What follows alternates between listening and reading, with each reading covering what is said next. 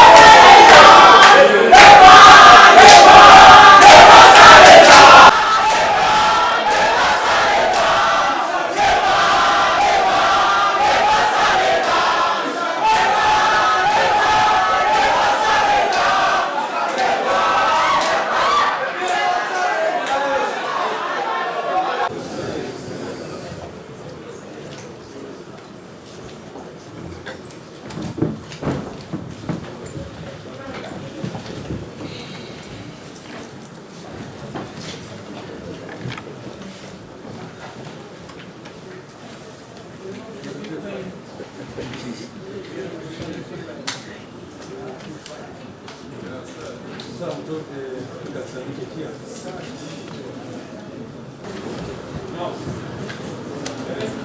Let us call the file and note the lineup as we wait to the Bibino Miscellaneous Application 399 of 2025. Panel Dr. Chiza Besigye, Hajji Obeid Lutale versus Uganda.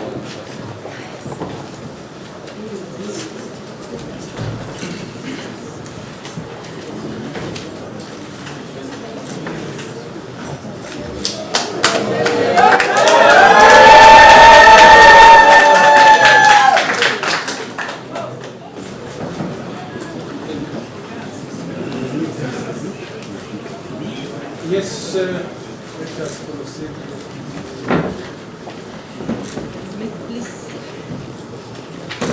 May it please the court, I'm Martha Karua, senior counsel, leading a team of Ernest Kalibara,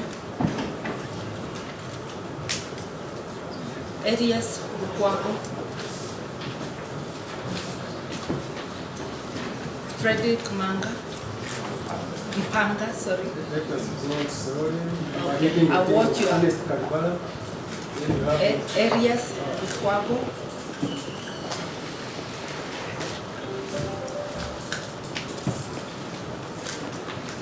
Frederick Mpanga,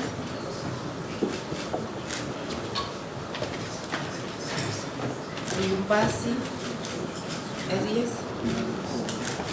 Oh, Narukola Elias.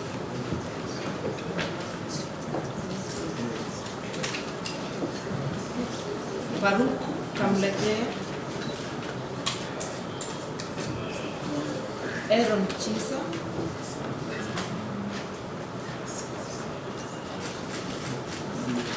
Moses Tugume. Wanda Samuel Ronald. just after Emily Chiza, we have who? Tugume Moses.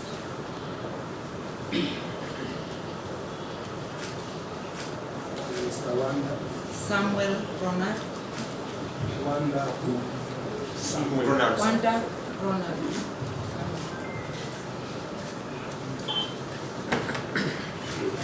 Proscopia Kunihira.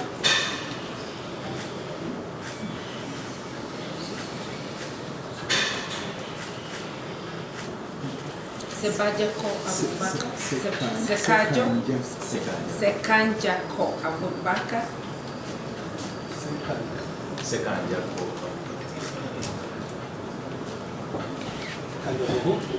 Abubakar.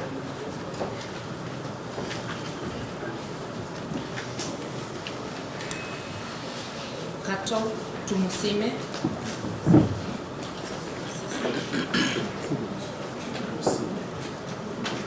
Kakuru Tumusime.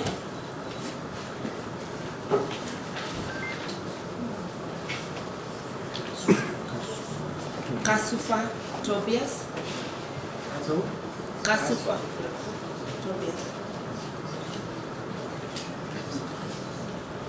Kato Wilson. Is it Wilson? Wilson.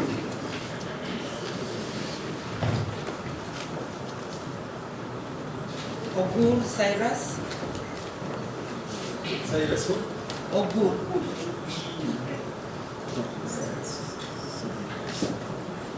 Kwagala Cyrus. Kwagala Isaac. Oh, Kwagala Isaac. Brian Turinaro.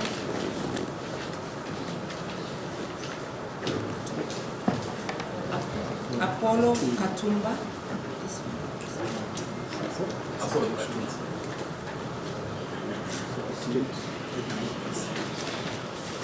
That's for the applicants and for the prosecution.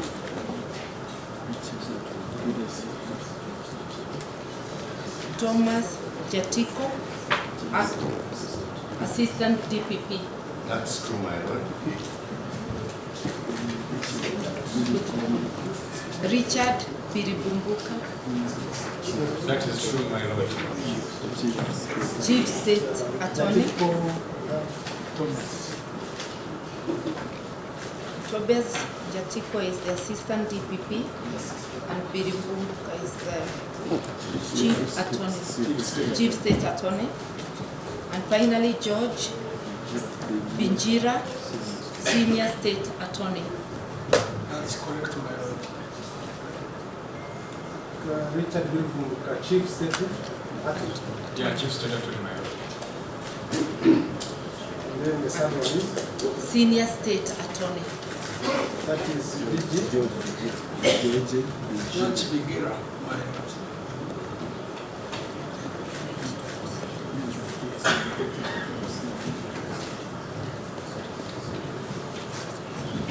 On the side of the applicants, we are ready to proceed. The applicants are present. My lord, the respondents are ready to proceed to this matter.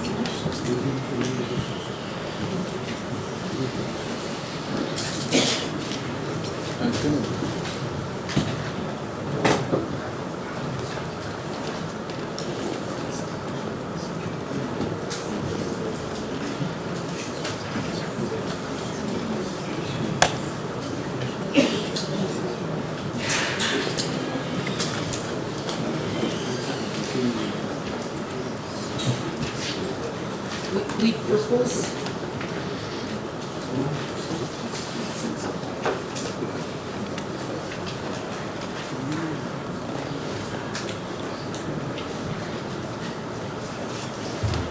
Let us proceed. Lord, we propose to begin with the application for mandatory bail. This is record, I don't know, record 399. 399. Yes, it is the one for mandatory bail.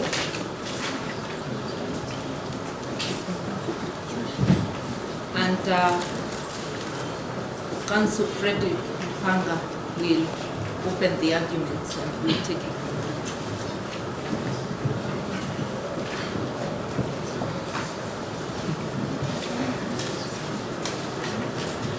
If you may, please, court, my lord.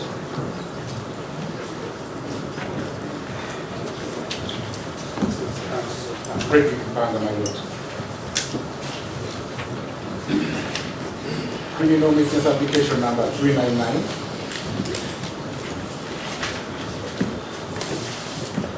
It's an application for a single order. To have the applicants 399-2025.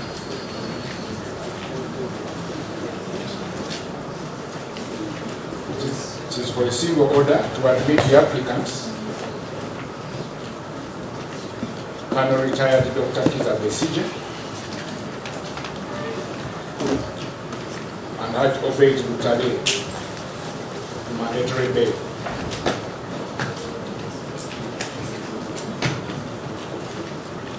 So that they are released from custody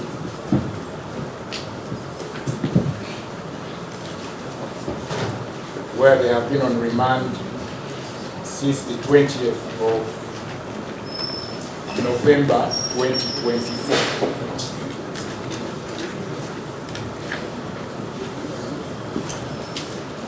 My lord, for brevity, the laws since November, 20th November 2024.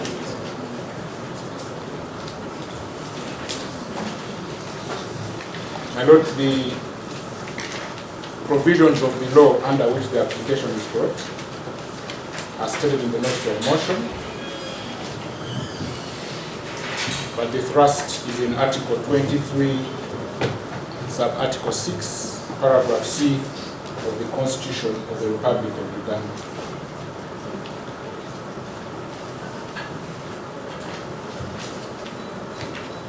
My lord, that application is supported by the affidavits of the applicants,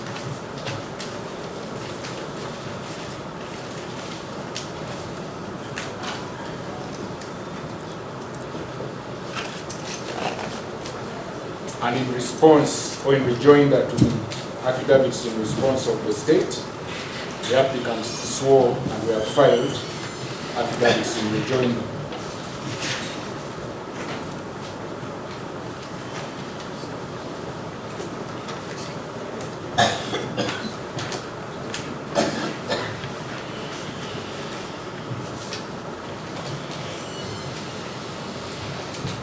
My Lord, our colleagues, the state were served with the affidavit, the notice of motion, the affidavit in support, and the affidavits in rejoinder.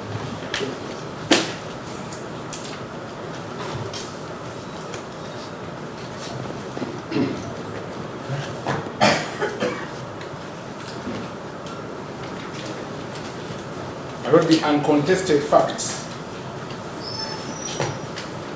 are that the applicants were arrested on the 16th of November 2024 in Nairobi. They are not contested. Reading the affidavits, those facts. The applicants were arrested on the 16th of November 2024 in Nairobi, Kenya. November 2024. They were produced and arraigned in the General Court Martial in Besigye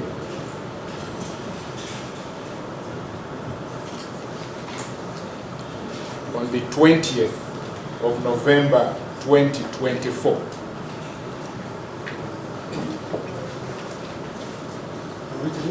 On the 20th of November 2024, my Lord, and were charged with various offenses,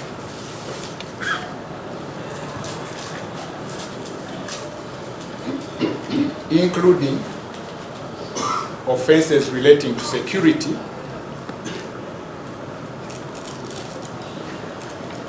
contrary to section 128, subsection 1, paragraph F of the UPDF Act, Cap 330, laws of the country. My Lord, they were charged with various offenses, some under the Firearms Act, but the one which is pertinent is offenses relating to security, contrary to section 128, section 1, paragraph F of the UPDF Act, Cap 3330. My Lord, we state that offense because the penalty for the said offense, if found guilty, is that the accused person suffers death. Are you saying counsel the charge in this application is under the UPDF Act? My Lord, there was a transfer. There was a transfer of proceedings to the magistrate's court. So the magistrate. What is the current? The current one, Yes. following the transfer now, Yes. is treason Yeah. and misprision of treason. My Lord, we are making a nexus because there is an unbroken trend of the period of remand, which is the gist of Article 23(6)(c).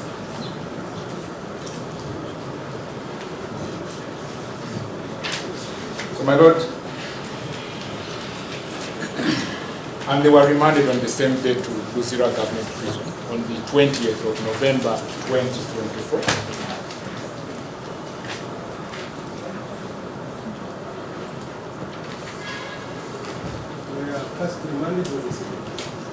My Lord, there was no second remand. So the remand is The remand started on the 20th of November 2024. And they have been in remand, in custody since that day.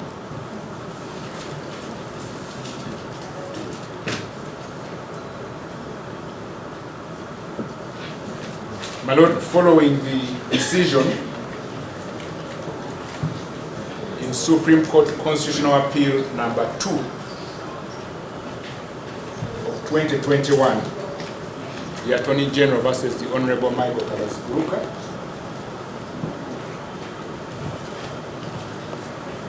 which was delivered on the 31st of January 2025.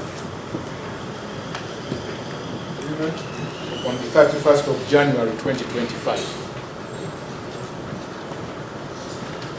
The charges were transferred from the General Court Martial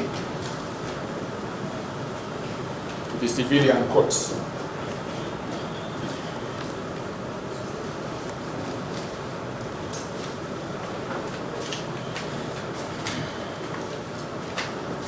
At the Chief Magistrate's Court of Nakawa.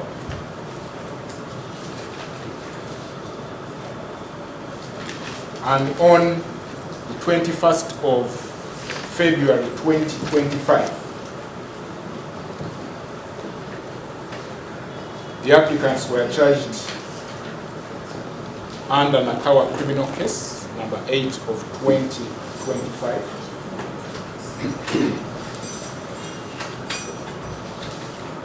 For the offenses of treason 8 of 2025. Uganda versus Colonel retired Dr. Besigye and Hajji Obeid Lutale. And Captain Samola is not here. But then those two charges were read to them on the 21st of February 2025. And they were further remanded.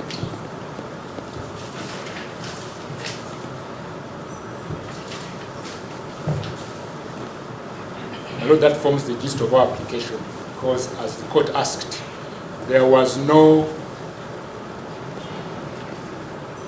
interception of any liberty, not even for a minute, for the accused persons, or the applicants for that matter. They were further remanded. So the remand only continued from November, and it was carried on. That's the further remand. So the applicants have never gained their liberty since the 20th of November 2024.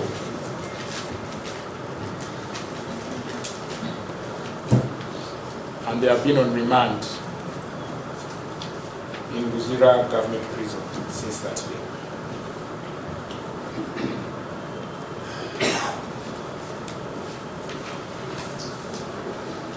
My Lord, the remand since the 20th of November 2024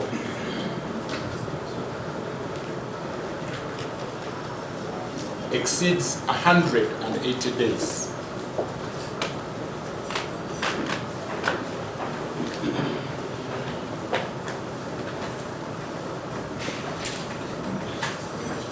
To be precise, my Lord, the 180th day accrued on the 19th of May 2025.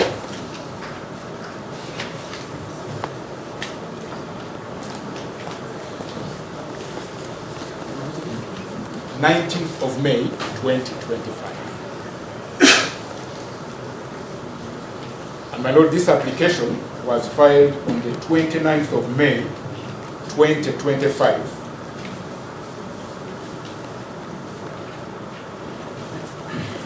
Which is the 190th day. 10 days after the constitutional deadline. 29th May 2025.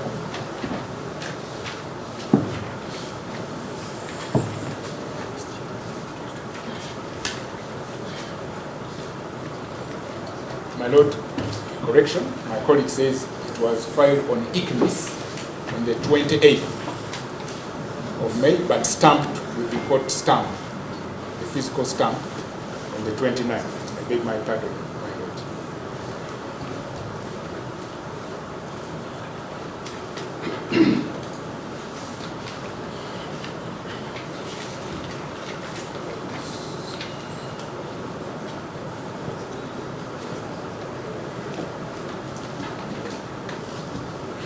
My Lord, for consistency, and because this court has made a pronouncement in that line,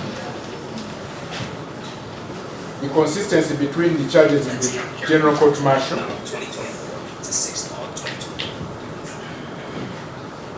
and the charges at Nakawa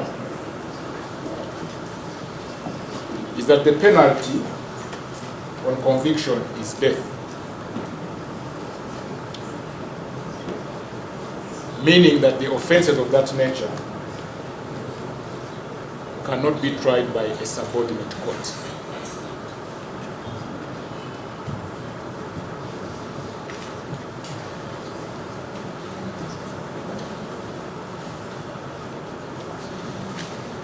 And as the court has found, my lord,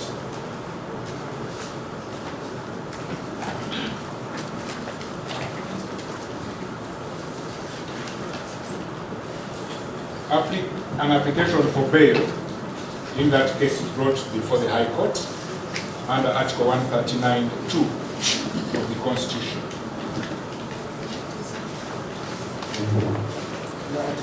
139(2) of the Constitution. And my lord, that is per the decision of your learned brother, the Honorable Mr. Justice Isaac Moata,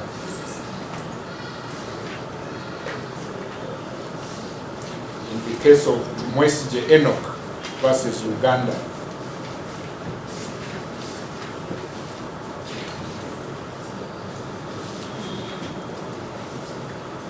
Criminal misdemeanor application number 133 of 2025.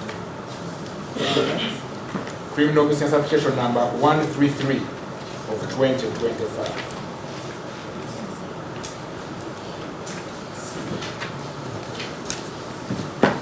And my lord, that decision is intended to cure the lacuna that was caused by the declarations in Attorney General versus the Honorable Michael Kabaziguruka,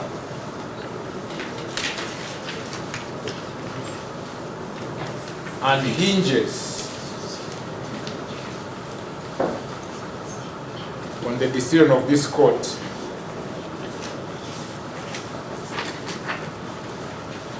in the case of Aaron Kiza versus Uganda, High Court misdemeanor application number 118 of 2025.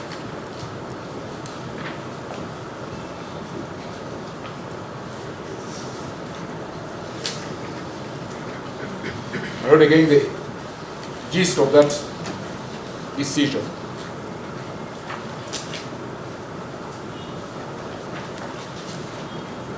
is the argument that the days for counting the remand should commence when the accused persons were charged in Nakawa in February 2025.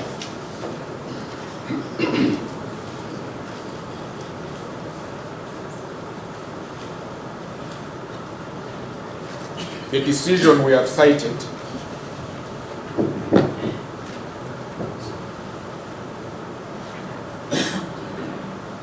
which was determined by the High Court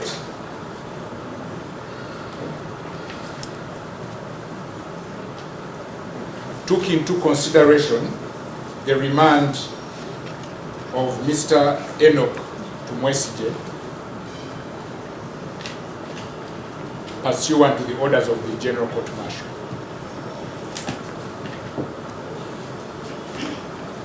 So that the period of remand of Mr. Besigye vied the orders of the General Court Martial was taken into consideration in determining the constitutional deadline of 180 days.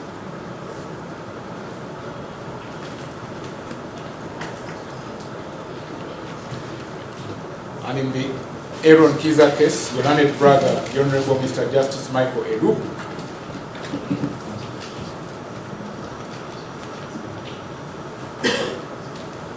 invoked the powers of court under Article 139(1)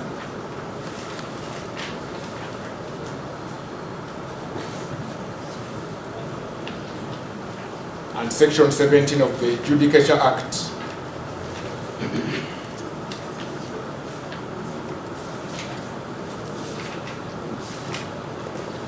to cure the lacuna which would otherwise have been an injustice to the applicant in that case.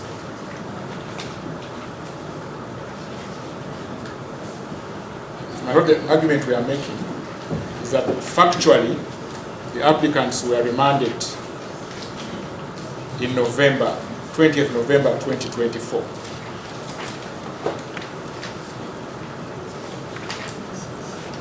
That the charges now before court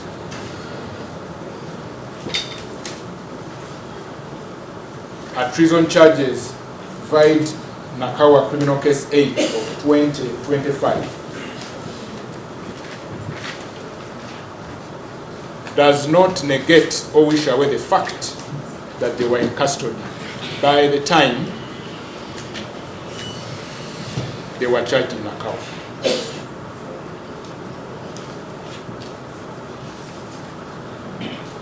So those days when they were in custody, my lord, between the 20th of November 2024 and the 21st of February 2025 cannot be wished away or swept under the carpet.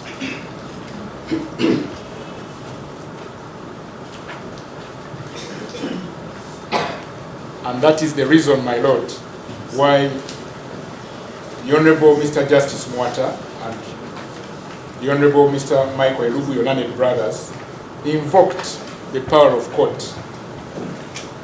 to cure that lacuna. And in reasoning, they were fortified in the view that there should be no uncertainty in applying the law, and that the law should be predictable to inspire confidence. Because when there is any uncertainty, the injustice caused may result into oppression. It may not be contend that using that authority, the time within which to count the 180 days, as the decision provides, starts at the beginning, which is the 20th of November, 2024.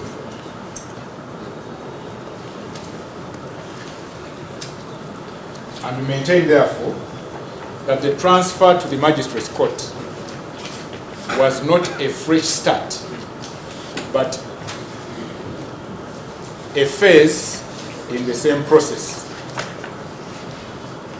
which touches on the liberty of their applicants under remand. My lord, it's the same state in the General Court Martial which restrained their liberty, but under the veil of the General Court Martial.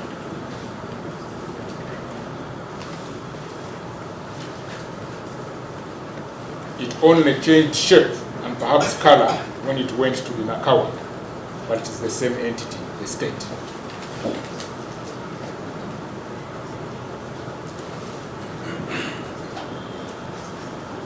And my lord, that is why the affidavit states a transfer, not a stop and commencement. It is the same process. My lord, the law is very clear. Article 23(6)(c) of the Constitution.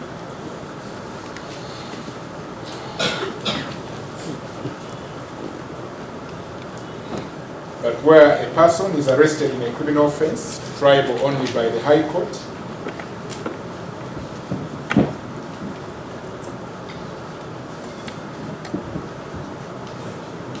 and who has been remanded in custody, or who is on remand in custody,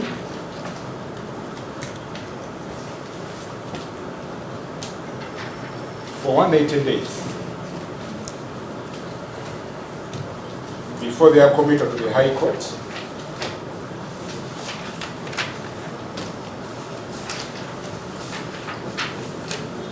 my lord, just for 6C, that where a person is arrested for a criminal offense in a case of an offense triable only by the High Court, if that person has been remanded in custody for 180 days before the case is committed to the High Court, that person shall be released on bail on such conditions as the court considers reasonable.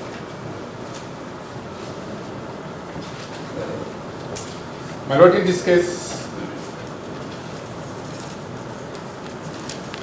we have stated that the 180 days accrued on the 19th of May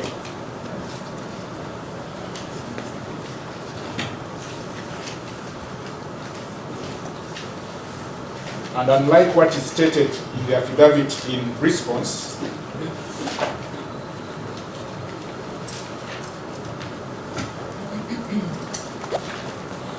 the applicants were committed to the High Court for trial on the 29th of May 2025 and not the 26th of May 2025.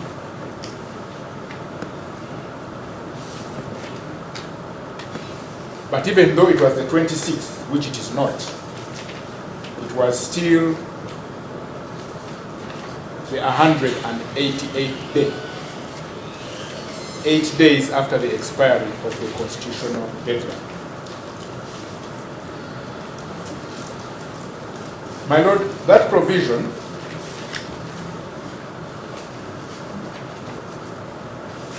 is re-echoed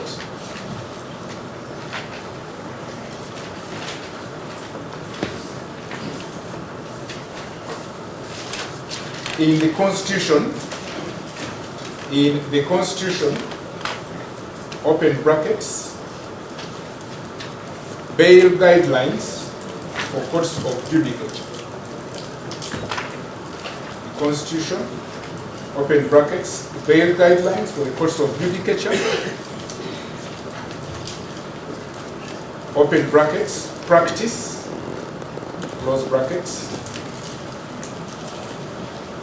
directions 2022, which is legal notice number 8 of 2022. And my Lord, it is guideline number 10, paragraph brackets 1. My Lord, the words in that guideline are exactly the same as what is contained in Article 23(6) C.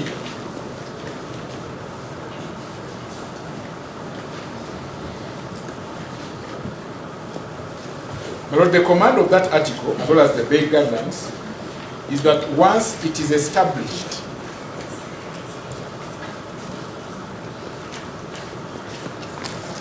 that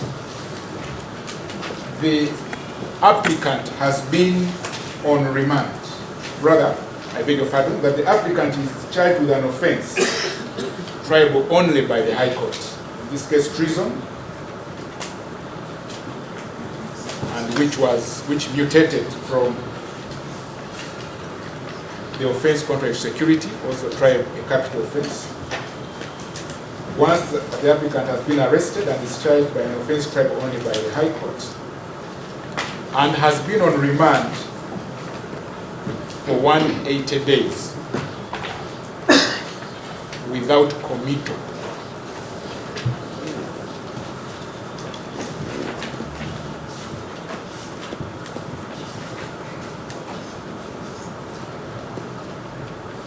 that person shall be released on bail on such conditions as the court considers. My Lord, the operative word is shall, and in particular reference to this provision of the Constitution. The Constitutional Court, in constitutional reference number 20 of 2025, Uganda, in brackets DPP, versus Kano, retired, Dr. Kizza Besigye, has found that the court must release the applicant. And unlike Article 23(6)(a), there is no discretion exercised regarding bail, the grant of bail. The discretion is exercised in respect to the conditions for the grant of bail.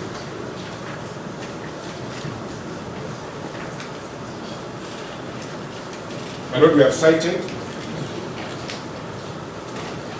the constitutional reference 20 of 2005, the one I've alluded to.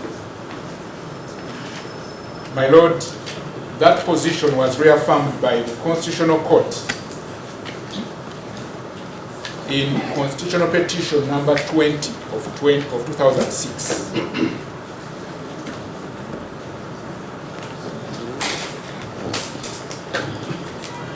The Foundation for Human Rights Initiatives versus the Attorney General. The full panel of the Constitutional Court agreed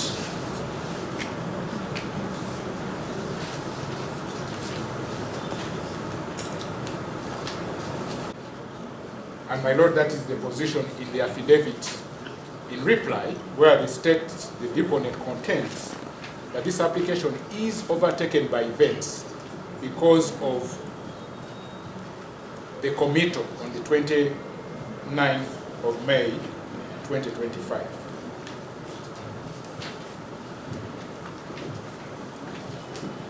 My Lord, your learned brother Justice Lamek Mukas, as then was,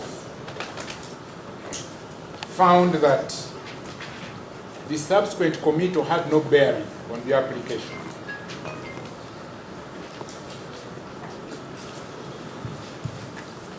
Because by the time of the committal, the 180 days had accrued.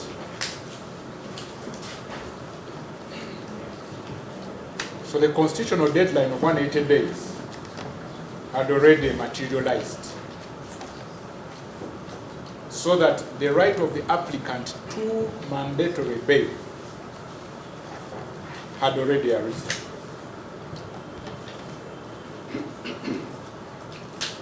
The relevant part of the ruling, my Lord, reads that in the instant case, the applicant was charged on the 27th of June 2011.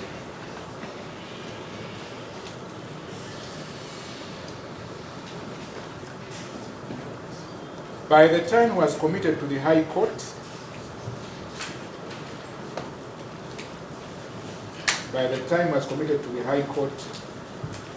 sorry, I don't know whether I've lost you, so that, yes, say that, yes. So my Lord, the court said that by the time he was committed to the High Court, the applicant had been on remand for more than 180 days. He was therefore already entitled to the constitutional right to bail, the only restriction being on such conditions as the court considered reasonable. And the court found that even in those circumstances, because of the mandatory right to bail, the exceptional circumstances for grant of bail did not arise. So we contend that even in this case, once the 180 days are accrued, it is not open to the state to require court to ask for exceptional circumstances.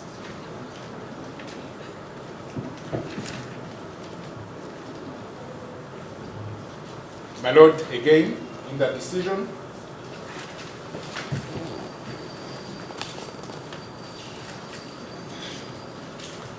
your learned brother, as his name was, the Honorable Mr. Justice Tabaro, in the case of Joseph Luce versus Uganda, 1997, Volume 3, Kampala Law Reports at page 58.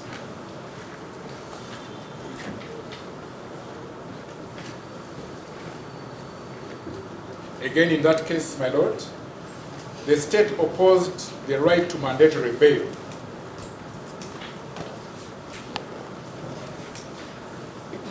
by arguing that the applicant had subsequently been committed for trial and therefore he could not be released on bail. The committal having happened after the constitutional deadline.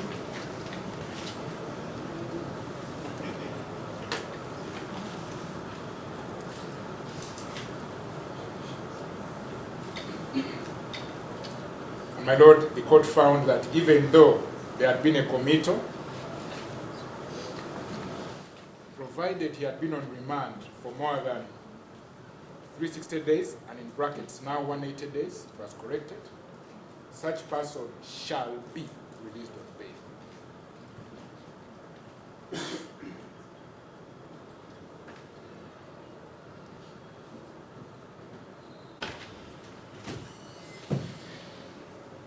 So that the Supreme Court made a pronouncement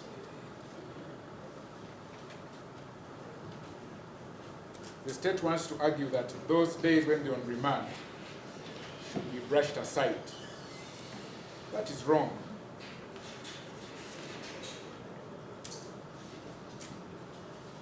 And those points were covered by the Honorable Justice Muata, page 3 to 5 of his ruling. Said that in matters of that nature,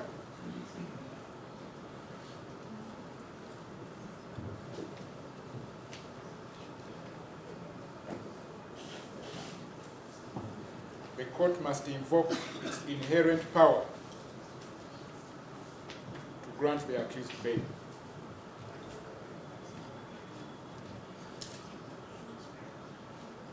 And that matters of bail applications in those cases must be, the proper court before which they should be brought is the High Court.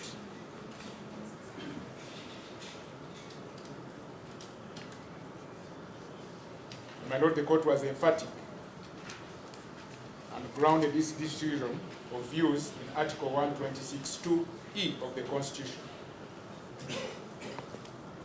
that it administers justice without undue regard to technicalities.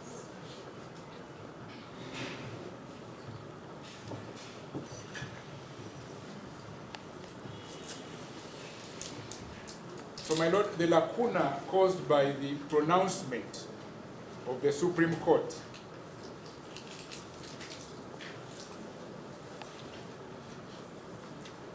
which impacted on the charges before the General Court Martial and the remand thereof,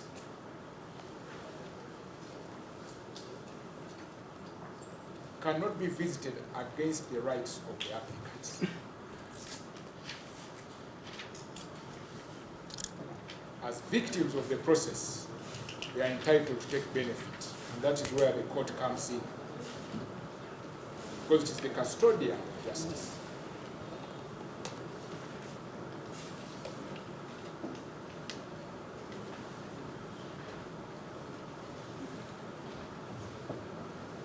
My lord, criminal prosecution are such that all the resources of the state focus on an individual.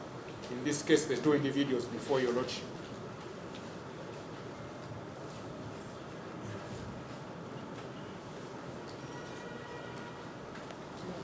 So that any breaches of the law of the state cannot be the fault of the applicant. And the state cannot be allowed to take care of, to take benefit at the expense of the applicant. That was the view of your learned brother. And my lord, we are mindful of the fact that in this case there was a transfer. And that transfer is admitted in the affidavit in reply.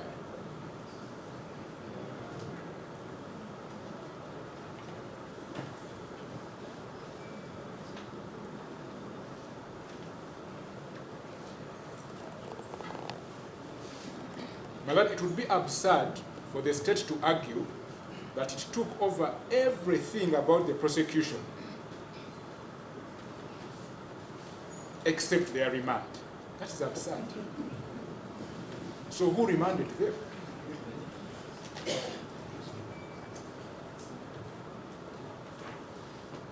They were in a government facility.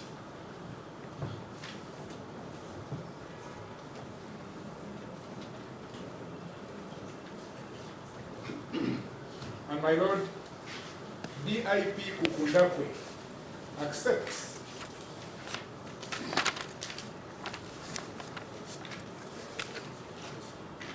my Lord, in their affidavit, I just want to emphasize that. My Lord, in paragraph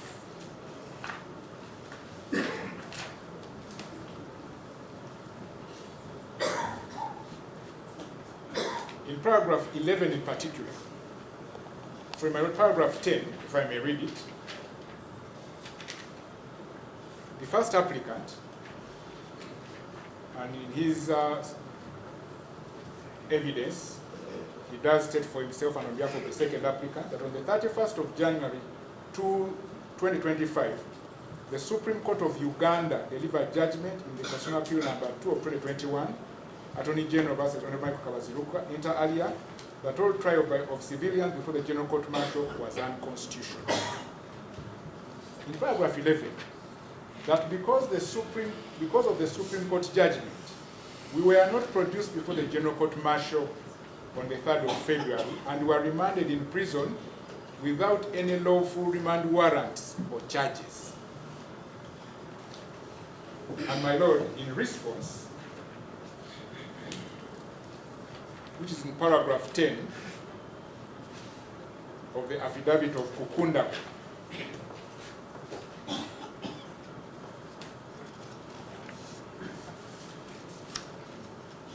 that is an affidavit in reply to the first applicant's affidavit.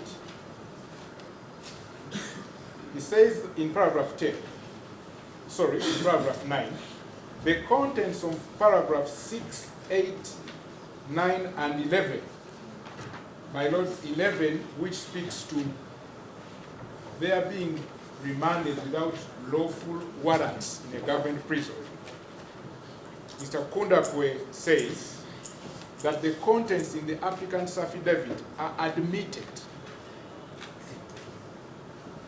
to the extent of the charges against the first applicant,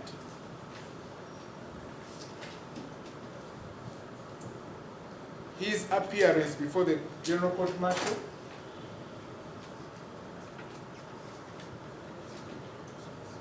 his appearance before the General Court Martial, and remand to prison. So he's admitting that they will remand.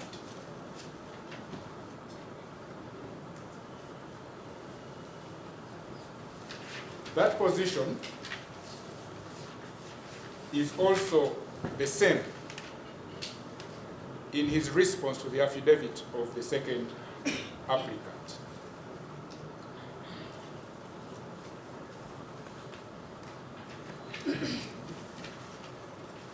And in regard to the second applicant, Mr. Kukundakwe avers in paragraph 7, he admits the charges against the applicant, his appearance in the court martial, and his remand. So, my Lord, to the extent that the deponent admits that they were on remand, and they stayed on remand,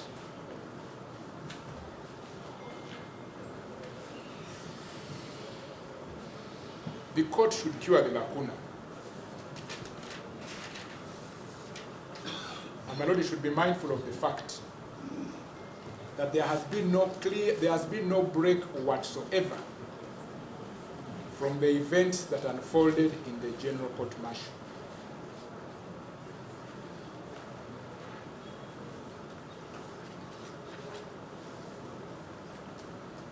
It has been a continuous process of remand after remand after remand, with not a second of liberty in between.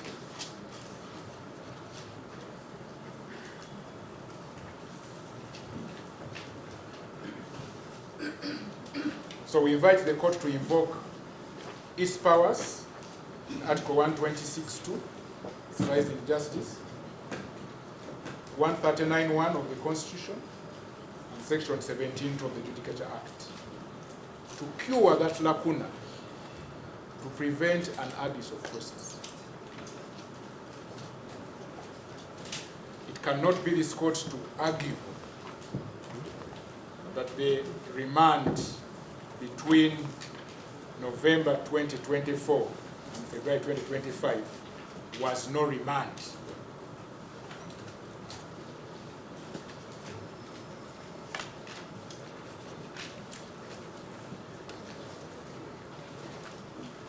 I know the court cannot aid the state to commit wrong. We repeat, it's the same state under the veil of the General Court Martial, and which manifested in the Nekawa Magistrates Court. The consistency is the remand, and perhaps the applicant.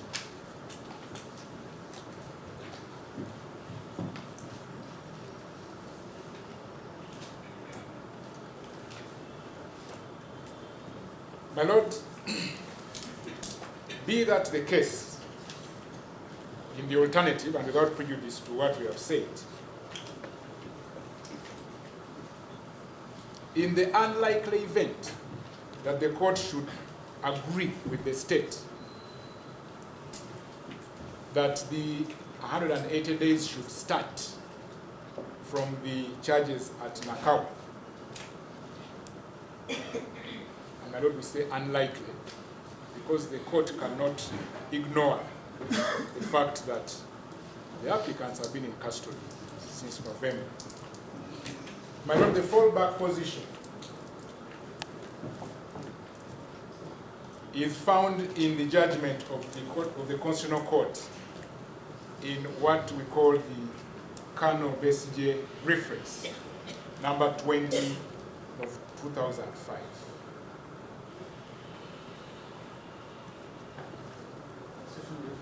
Number 20 of 2005, Uganda VPP versus Colonel retired Dr. Kiza Besigye.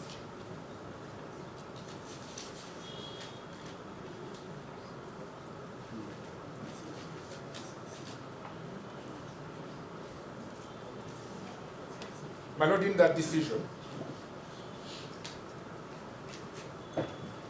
and which was reaffirmed in the constitutional petition number 20 of 2006,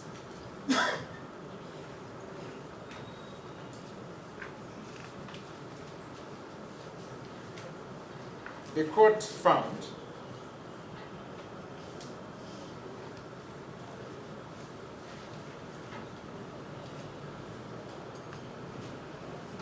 that still under Article 23(6)(c), 23(6)(c),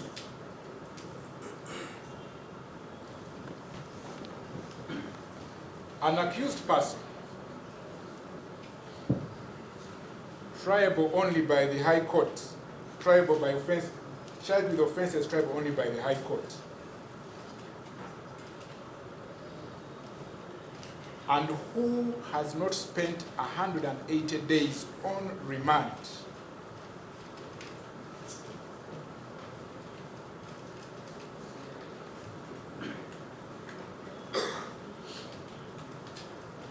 can seek release on bail.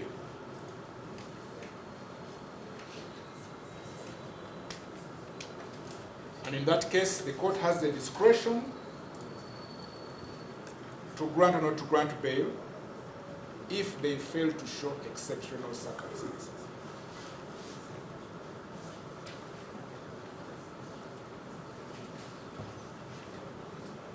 My Lord, the court found that that is the import, that is the only reason, that is one of the reasons, I beg your pardon, why there was why there is a Trial on Indictment Amendment Act, number 9 of 1998. My Lord, that is the rationale for the Trial on Indictments, Amendments, Act number 9 of 1998.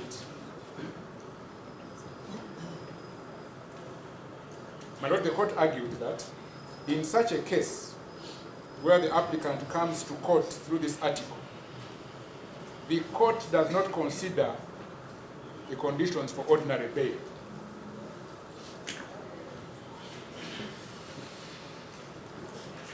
It only refuses to grant bail, the discretion, if the accused or the applicant fails to show or to satisfy court about or regarding the exceptional circumstances.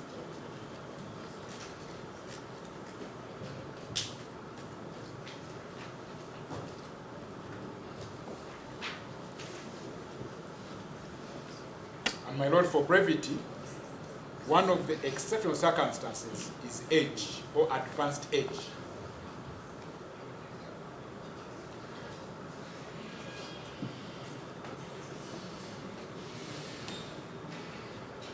My Lord, in the affidavit in reply of Kukundakwe, BIP, both in regard to the first applicant and the second applicant, he admits that both applicants are of advanced age.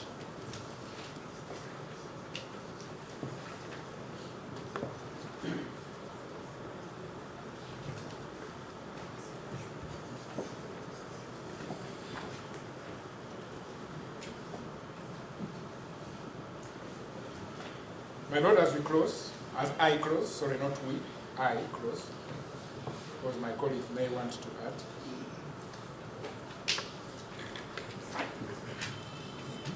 The other objection has been in paragraph 20 and 22, that the accused will abscond from bail.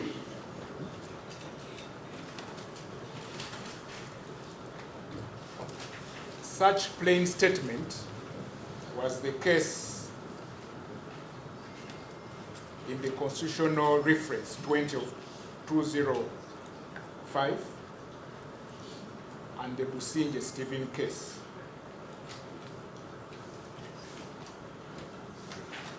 Again, it was a statement that the accused would abscond because of the gravity of the offenses. My Lord, the court in that case found that that too was a plain statement, perhaps because the state was not expected to say anything else.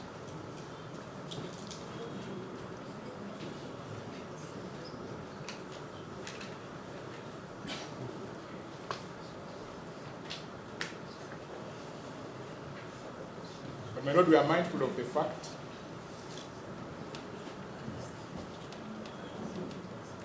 and has been shown in group annexure F of the first applicant's affidavit in support. He has been charged several with treason,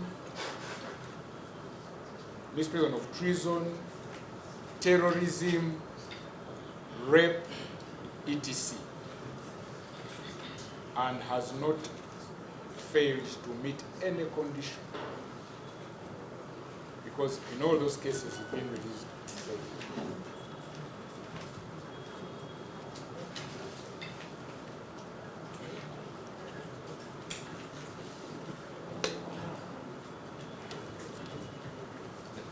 My Lord, in paragraph 23 of the affidavit in reply, because they are the two, they are more or less the same. DIP Kukundane states that in the treason trial against the first applicant in 2016, he absconded.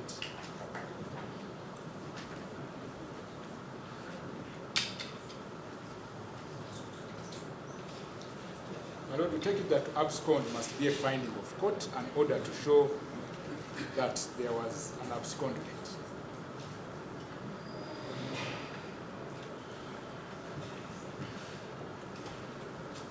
But But my lord, as shown in the affidavit in rejoinder, that is not true. His sureties were never penalized, and in fact those charges were withdrawn.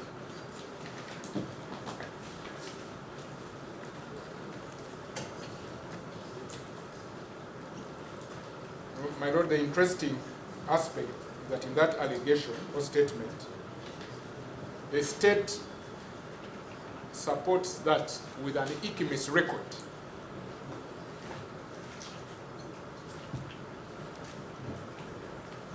My lord, to the extent that we are alive, we know that ICMIS was not there in 2017. So where the state is getting these things, we don't know. But that is the state.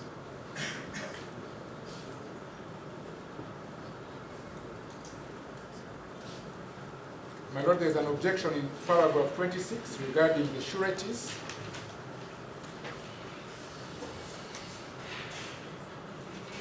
My colleagues will allude to that to save time, but your learned sister, the Honorable Justice Kania, in application 133 of 2025, found all the sureties substantial.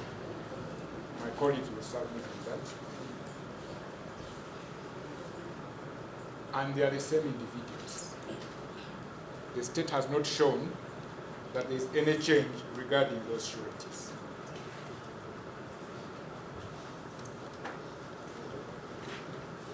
My lord, the other objection is in paragraph 27, which speaks to investigations. We are aware that there has been a committal so that investigations have closed. There are no investigations to interfere with.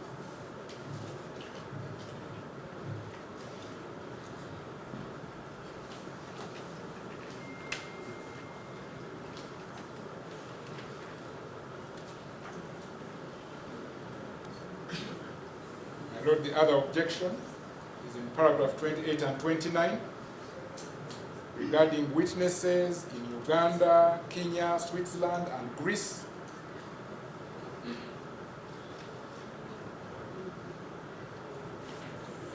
And that the applicants have associates in these countries.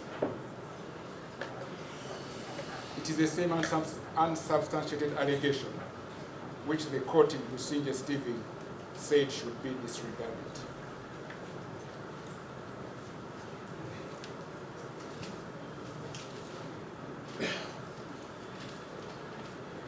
The associates are not named.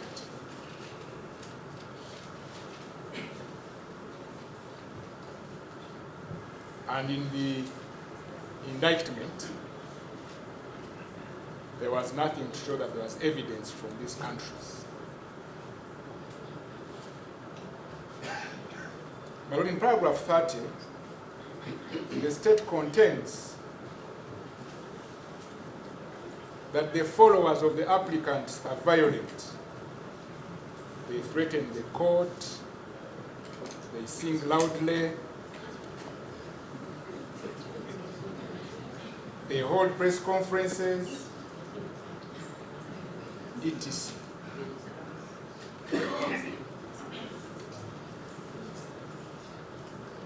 The benefit we have today is that, my lord, you are present.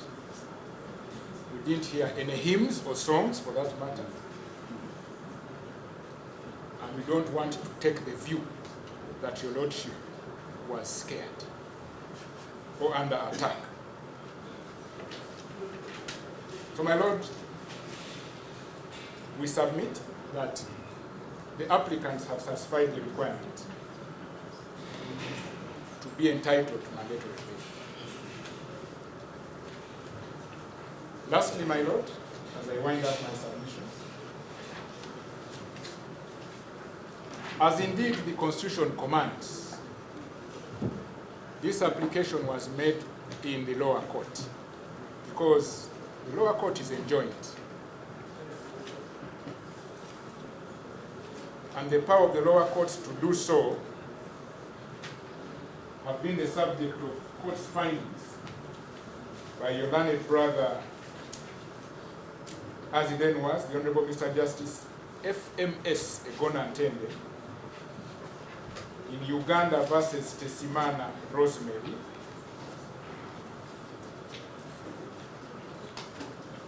Massacre Criminal Revision 13 of 1999,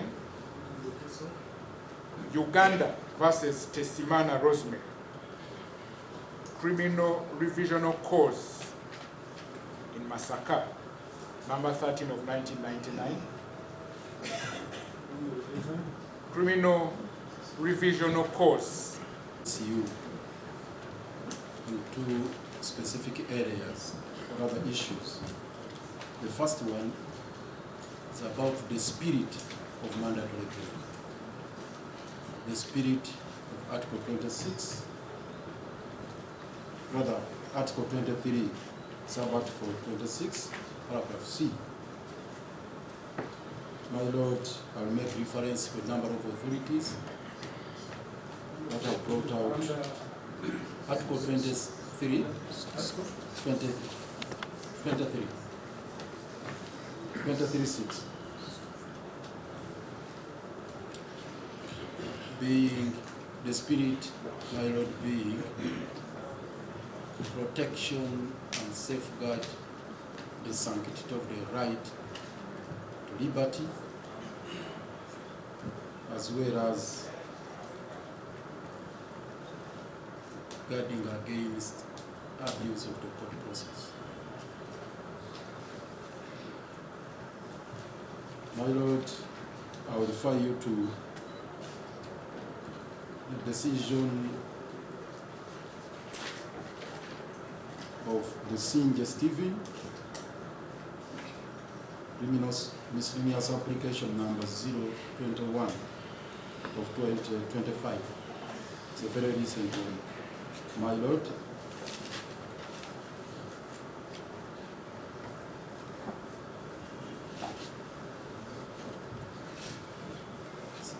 July 30th, to be exact, by Justice Flavia Bibino, 30th July 2025. And my Lord, on page 4 of that decision, your sister had this to say: bail under Article 23(6)(c) of the Constitution was introduced as a safeguard to prevent the state from keeping accused persons in prison indefinitely without trial, particularly where the committal process has been delayed. The court is therefore required to strike a balance between the applicant's right to liberty and presumption of innocence and the public interest in ensuring that those charged with criminal offences are brought to justice. And she concluded by saying, in doing so, the court should impose conditions that are fair, reasonable, allowing the accused to enjoy the benefit of mandatory bail, while also making it possible to ensure that the accused continues to attend court as required and to be traced. So the point here, my Lord, is that the right to bail under Article 23 was meant to guarantee enjoyment of the right to liberty and also safeguard the processes of this honorable court. The same decision is reflected, my Lord, or rather reinforced in the authority of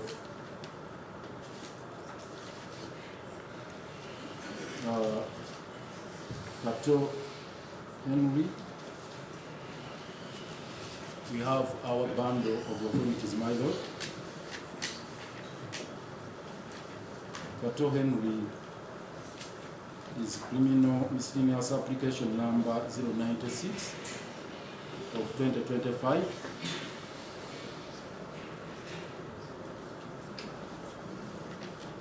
My Lord, In this decision, I know we don't have those bundles, my senior colleagues of file too, but they keep saying they have served.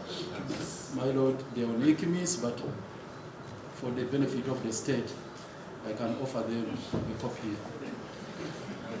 But they are there on the open committee.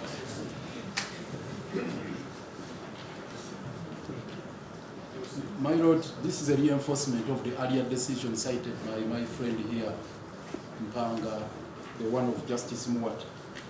Now, this one, my lord, is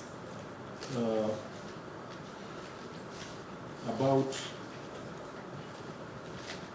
again, Article 23, where His Lordship said, after reviewing the affidavit evidence and the applicant's submission, this court finds that the applicant was detained on remand for over 6 months without committal to the High Court for trial, exceeding the mandatory procedural timeline.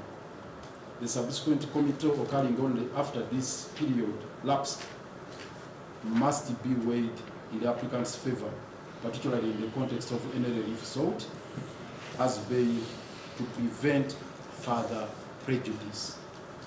The emphasis, my lord, here is that notwithstanding the fact that one has been committed to the High Court subsequent to the expiry of the mandatory period of 180 days, is not a preclusionary bar to being admitted to bail. My lord, the case of Besigye Enoch, which is also on record there,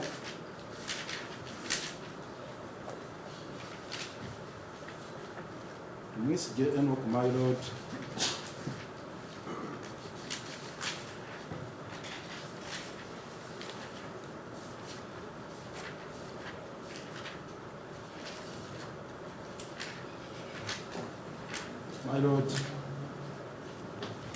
on page 4 of that decision, it is criminal miscellaneous application number 133 of 2025.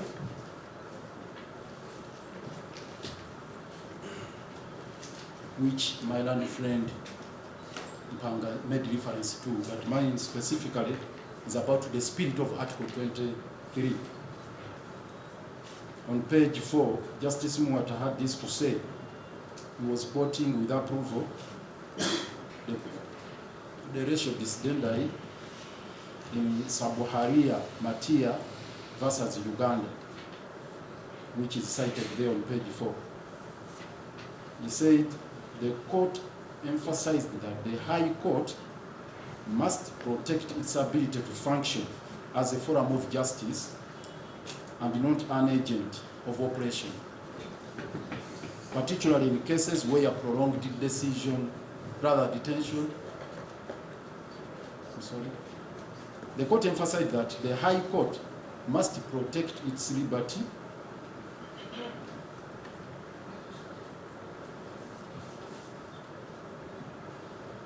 my lord, if I may read again, the court emphasized that the High Court must protect its ability to function as a forum of justice and not as an agent of oppression, particularly in cases where prolonged detention without trial continues or constitutes an abuse of court process. My lord, in this particular case, the accused persons have been on remand as of today, have been on remand for 263 days. As of today, they have been at Luzira maximum prison, which is a remand prison. Luzira maximum prison, which is a remand prison, for 263 days.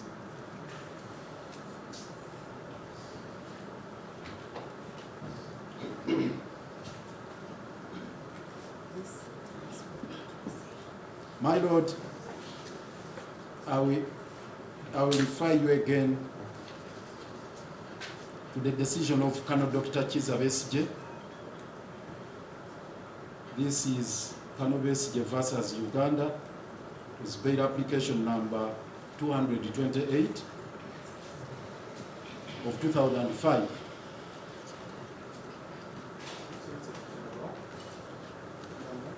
(228 and 229, my lord, of 2005. There were two bail applications. They are there in our bundle, my lord. On page 6, Justice Ogora, the principal judge then,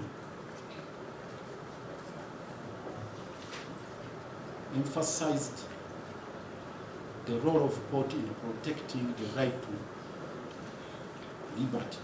And indeed, he explained the sanctity of this right in the following terms.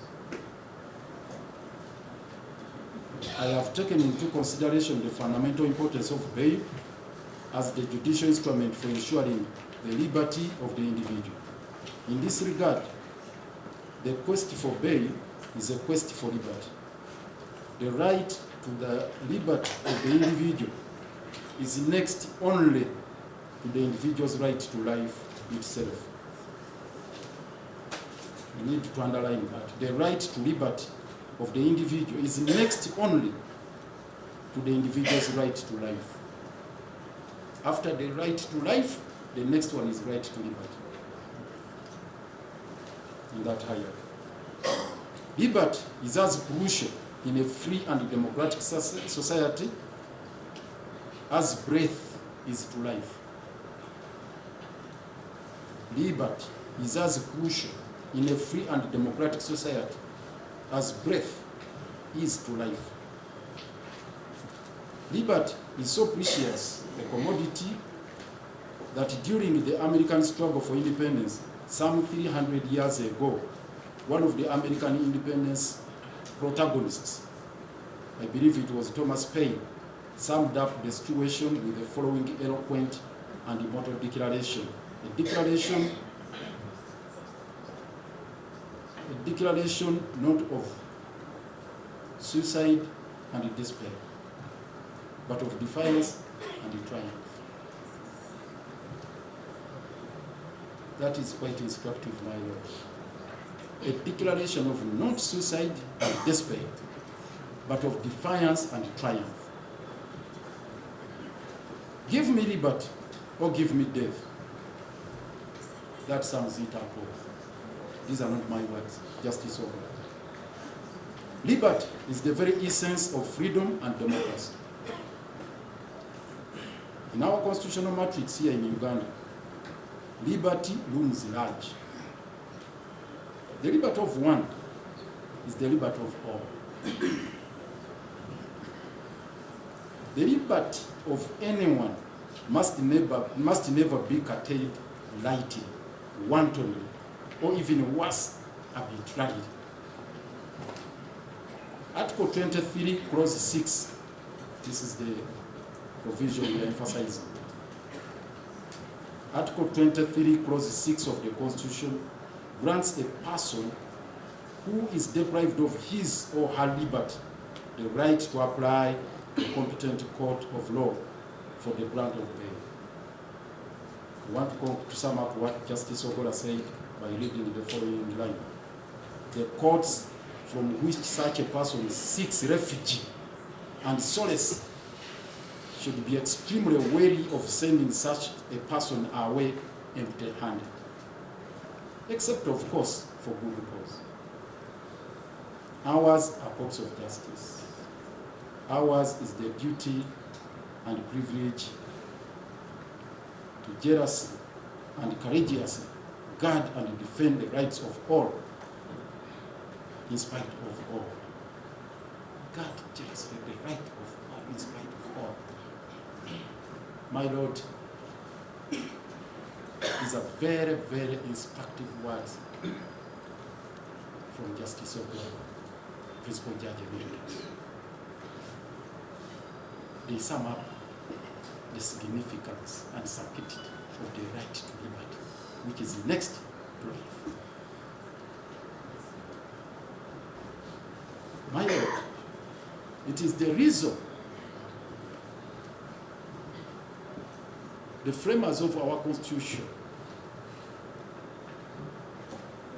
made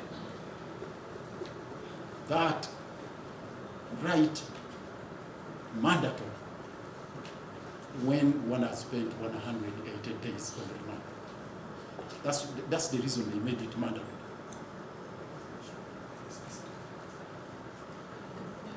And my Lord, I want to emphasize the submission of my learned friend here in Nsonga. Initially, the constitutional order had provided for 360 days. Under the 1995 Constitution, it was 360 days. As a nation, we consider that to be irrational and inimical to enjoyment of the right to liberty which is granted by God. It informed the amendment of 2005 to reduce it to 180 days.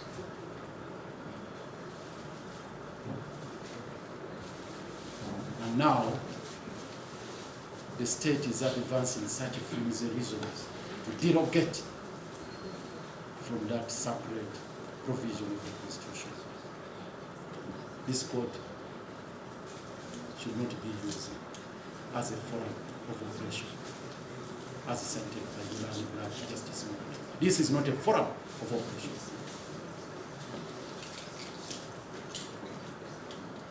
My Lord, I will recite the last authority on that. Again, it is Dr. Besigye, Constitutional Reference, 2005-2006.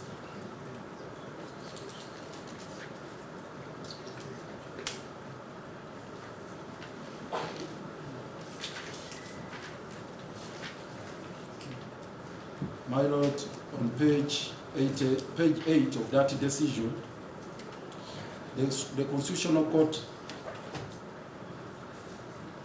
unequivocally proclaimed on page 8 that we turn to Article 26, Clause 6, B and C.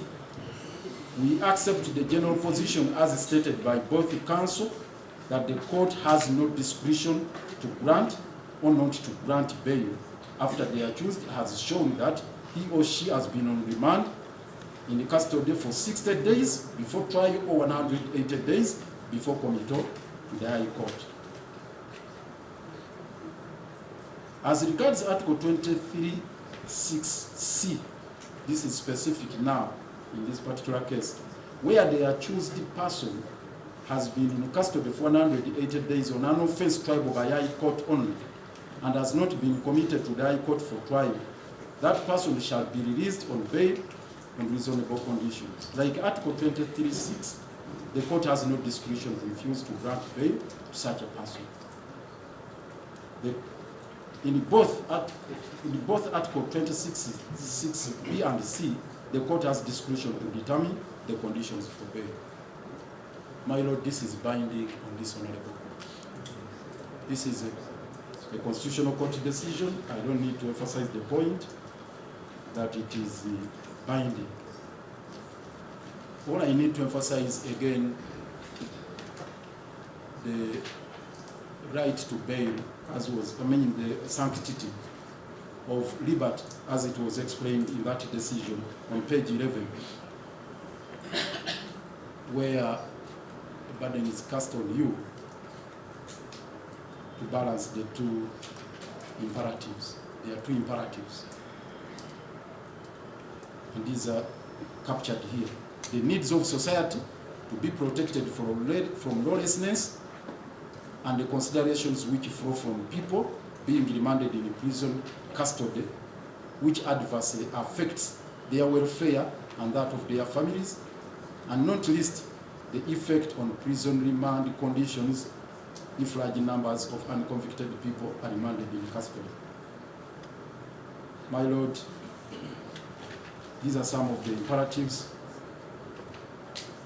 And finally, on page 12,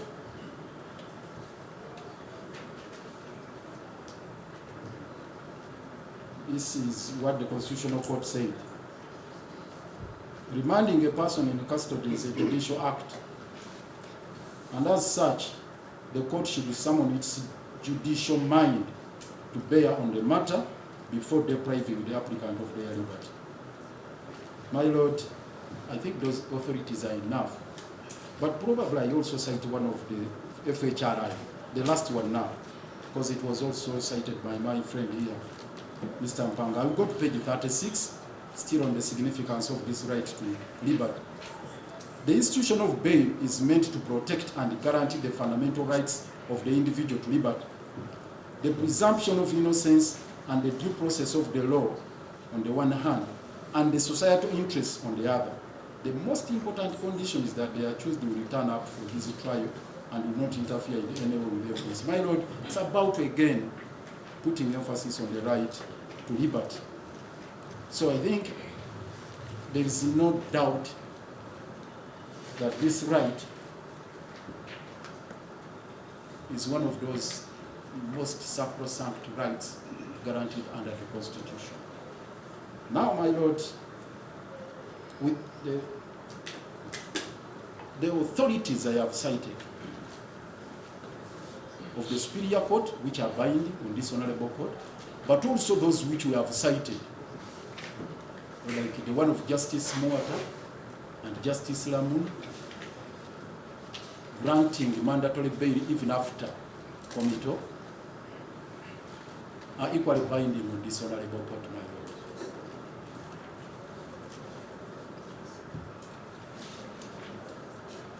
We would like to cite the the case of Semogere and others versus the Attorney General, Constitutional Appeal number 1 of 2002, on the question of doctrinal precedent, where the Supreme Court, my Lord,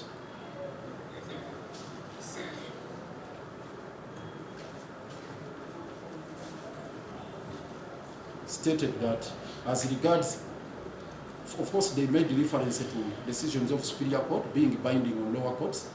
I don't need to waste your time on that, my Lord. But when talking about decisions of your brother and sister justices of the High Court, judges of the High Court, they said as regards its own decisions, the decisions of this court, it would normally be bound by them, except under the following circumstances.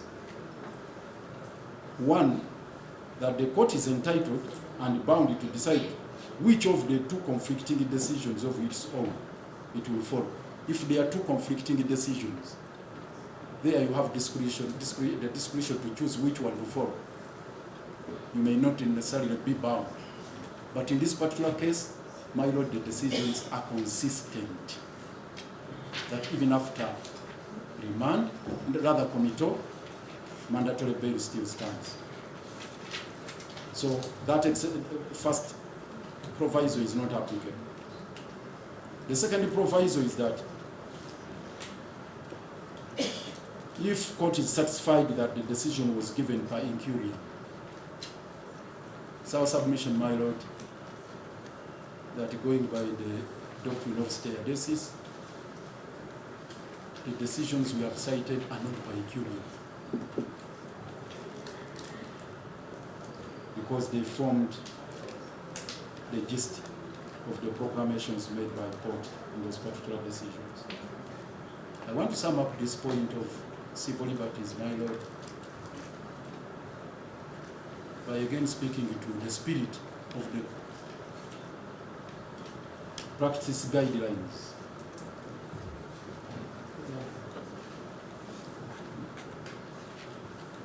My Lord, the practice guidelines on bail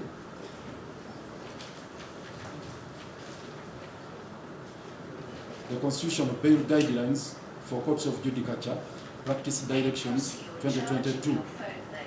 My Lord, particularly Regulation 10, which talks about mandatory bail for offences triable only by the High Court.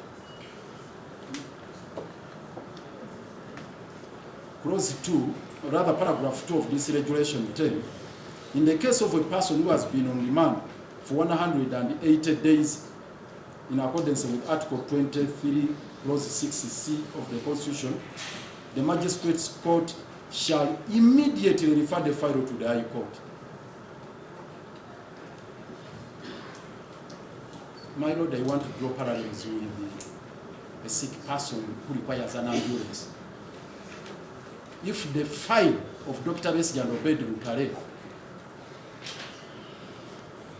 before the magistrate in Nakawa who handled the pre-trial processes was a human being, if that file was a human being, on the 19th day of May, they would have put that person in an ambulance to the referral hospital. To the referral, because the regulation provides shall immediately, upon expire of that 180 days, immediately forward the file. And in the same spirit, my Lord, Regulation 8, time for disposal of the bail application in the High Court. The court shall consider disposal of an application for bail expeditiously, and in any case, within 30 days from receipt of the application. Said, one shall be determined expeditiously, but in any case, if court is constrained by some supervening factors, not exceeding 30 days, my Lord. All this is meant to emphasize the point that the law accords the right to liberty, the sanctity it deserves. And it is the reason, my Lord, speaking to the spirit of the law, that under Section 76 of the MCA, Parliament directed the magistrate handling such a matter that once 180 days have lapsed, don't do anything else. The next course of action is consideration for mandatory bail.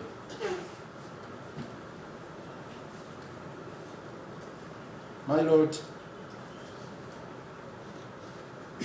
for the accused person to continue being on remand up to the present, the 263 days, when all the laws we have cited, the Constitution, the Acts of Parliament, the practice guidelines, the authorities cited, all speak to the urgency of matters relating to the right to mandatory bail. In itself, my Lord, is a negation of that spirit. To see to it that they are still on remand.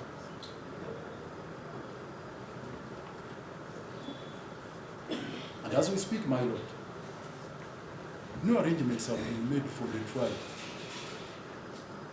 The state is not talking about the trial at all. And actually, for the record, my Lord, there is still a debate. Was the committee made to this division or to the ICT? That's where we are. Looking for a forum where the trial will be conducted from. To the prejudice and detriment of the applicants, and particularly the sanctity of their rights. The vesting of the IST order, my Lord, if that argument was accepted by this honorable. From the facts which are not disputed, as highlighted by Mr. Mpanga here, my land friend, the state is the one that actually kidnapped, picked Dr. Besigye and Obeid Lutale from Kenya on the 16th day of November. And it is the very state, Uganda, which preferred the charges against the Obeid Lutale and Dr. Besigye, Uganda, in the General Court Martial. It's the same state, Uganda, that moved the then or the defunct General Court Martial to remand the accused persons in the museum. When you look at the chain of events, my lord, after the intervention of the Supreme Court in the matter, because it's well documented, it is the same state that preferred those charges relating it to the same file before the General Court Martial.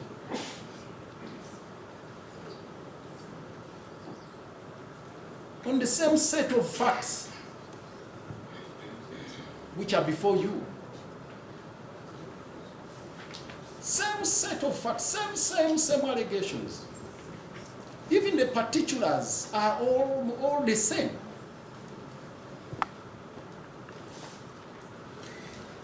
Even the countries they are talking about, Switzerland, Greece, Kenya, no mention of anything different from what was before the General Court. So to purport to treat those as separate charges, my lord, would be stretching this matter to levels of absurdity. So I invite you, my lord, to dismiss that argument with the contempt it deserves. Finally, my lord, I've addressed you on the mischief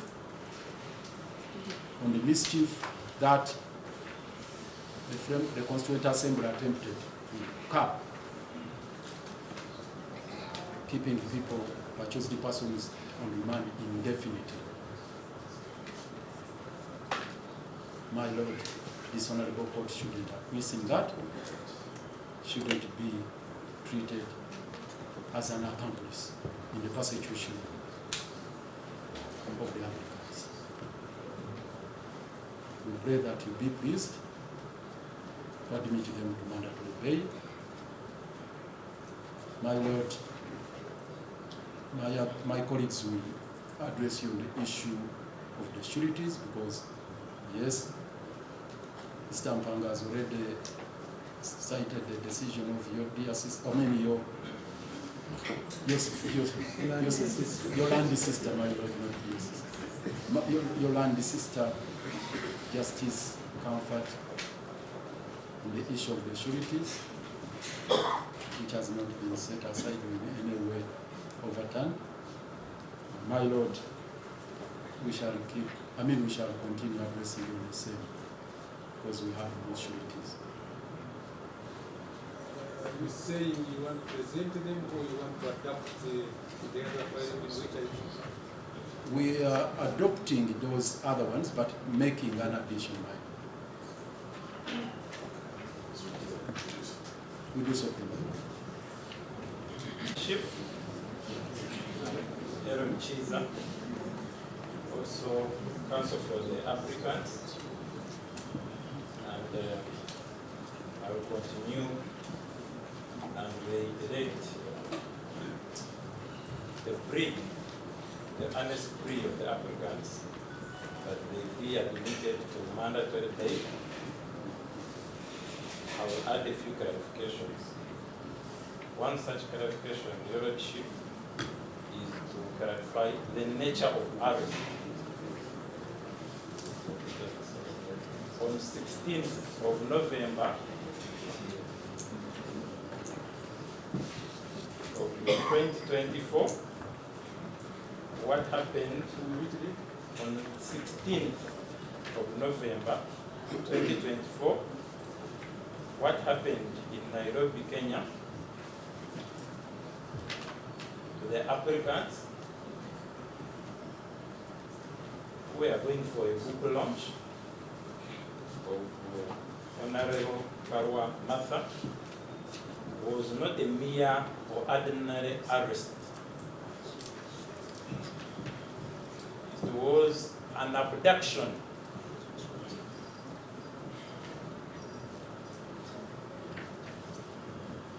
So before you, Your Lordship, are victims of abduction.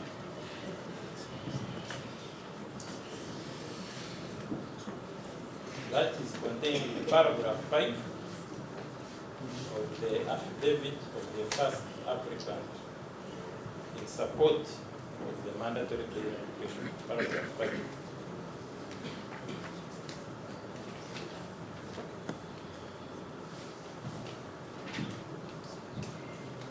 lordship before they were remanded and following their abduction from the foreign capital.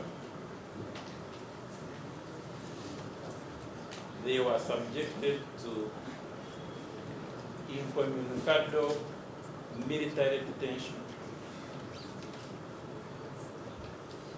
They were subjected to incommunicado military detention at the Machinye military barracks in Kampala, Uganda.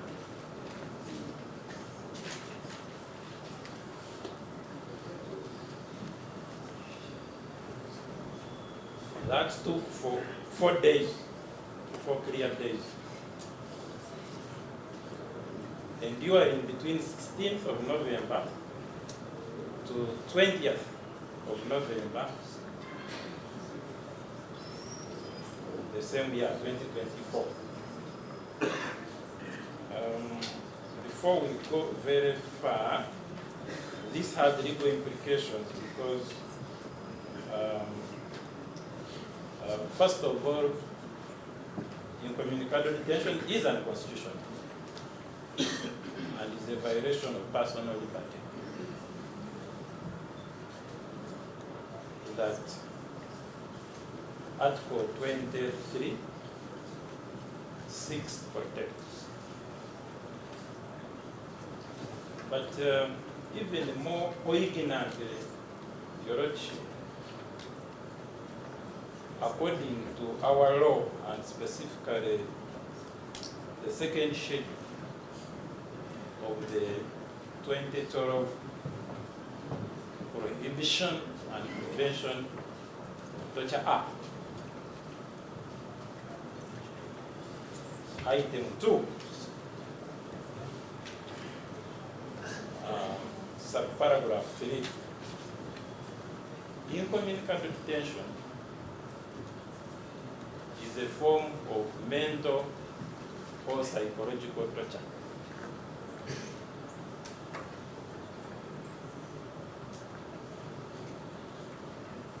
So, yet again, before you, Your Lordship, are 2 victims of psychological torture visited on them by Uganda People's Defense Forces.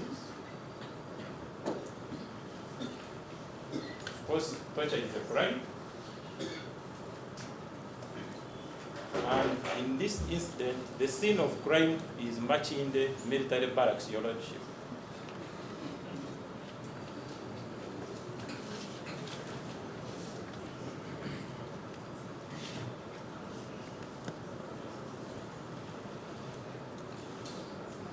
So after enduring torture and abduction, as I have adumbrated above, on the 20th of November 2024, the applicants before you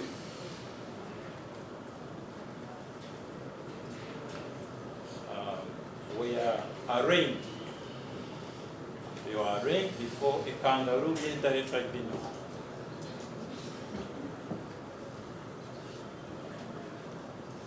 They were arraigned before a kangaroo military tribunal. That military tribunal was at Machinye.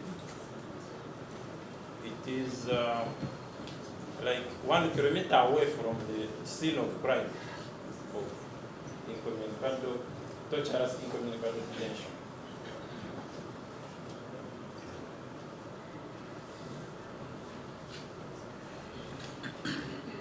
They have never been free since then. They have never been free.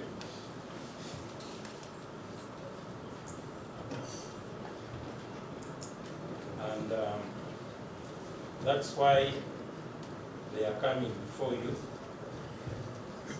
And those facts, I must emphasize, are not mine. They are contained in paragraphs 4 and 5.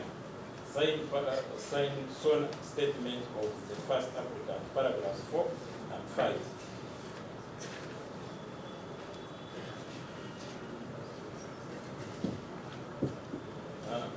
Your Honor, the duty of releasing applicant from on account of mandatory bail rests primarily with the court. My Lord, just a moment. I think this is just overwhelming court with Come again? my colleague is simply overwhelming court. Let him talk.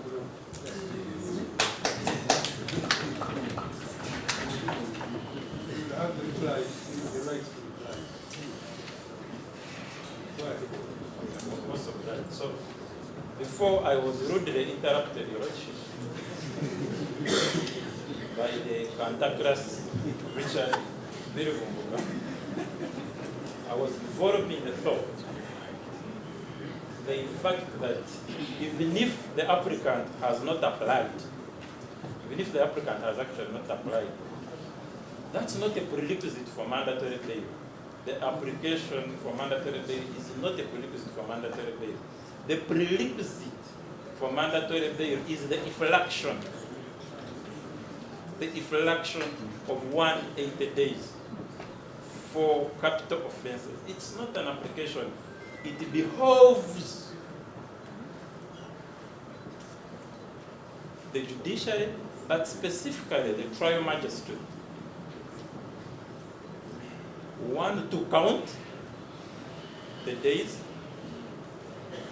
to be aware of how many days the accused before that person has spent on remand, and as soon as they clock 180 days in the case of capital offenses, pursuant to section 76 that has already been alluded to of the Magistrates Court Act, the magistrate can simply release.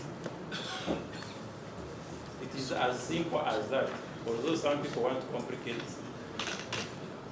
Now, Your Lordship, if the magistrate does not want to release the applicant following the parent law, there is subsidiary law called the bail guidelines. Because for me, there should be no debate between a conflict between parent law and subsidiary. But in case the magistrate has any doubt about what to do, they should follow regulations 10 of the bail guidelines and immediately refer the file to the High Court. And once that file is referred, again in sub-regulation 11, the registrar of the High Court or of the criminal court to which the matters are referred is obliged, it's not requested, is obliged by the bail guidelines to schedule them, and of course mindful that the court should resolve the matter within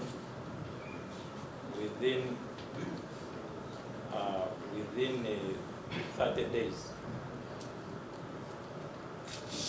The reason the magistrate is assumed to know the remand days because every remand, Your Lordship, happens under the remand warrant. Every remand happens under the remand warrant of a judicial officer and before committal, specifically of the magistrate. Your Lordship, a magistrate cannot feign ignorance that somehow I did not know that the applicant before me, the accused before me, has not spent 180 days, because every mention they have to be aware of how many days. But the accused person has spent on remand before further committing them on remand.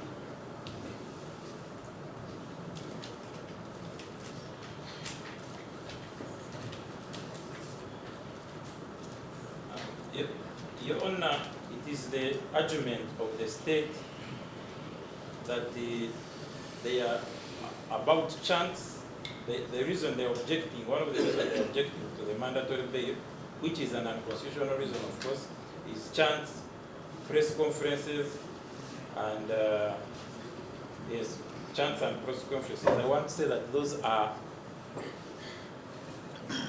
constitutionally protected rights under Article 29. And a thorough reading of Clause 1, Article 29, would preclude the state from citing it as a ground for objection. A related objection, Your Lordship, is that it is in paragraph 29, I think, of the reply, the state's reply, and it says that that the accused is of a high profile, paragraph 29 of the affidavit of Ukundakwe Kusinje. The reason is that the accused are high profile, influential, and command a big following. Your Lordship, few statements are astounding as this in the journey of the legal profession. So you are being invited on record in writing, Your Lordship, that you stop the bail, the liberty of the accused, simply because they are high profile, influential in society, and command a big following, and they have the audacity of including this in the sworn testimony and filing it on the record of the High Court. Your Lordship, high profile, popularity is not a ground for denial of liberty, even if it were not mandatory bail. I think it is irregular for the state to be envious of the accused. The point of liberty has been succinctly clarified, but one of the fundamental points of mandatory bail is actually to stop trial without detention. Detention without trial. And these are not my own words, Your Lordship. These are the words of the Constitution. And the Constitution adumbrates them in Article 43. The twin purpose is prevention of political persecution. Again, Article 43 succinctly and expressly outlines that.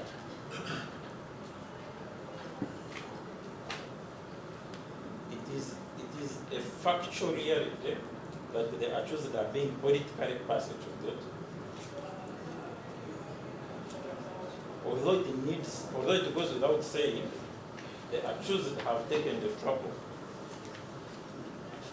to outline it in paragraphs 3, or rather paragraph 13, paragraph 13 of their affidavit. Paragraph 13 of their affidavit talks very clearly about the political persecution that the accused have had in their viewer.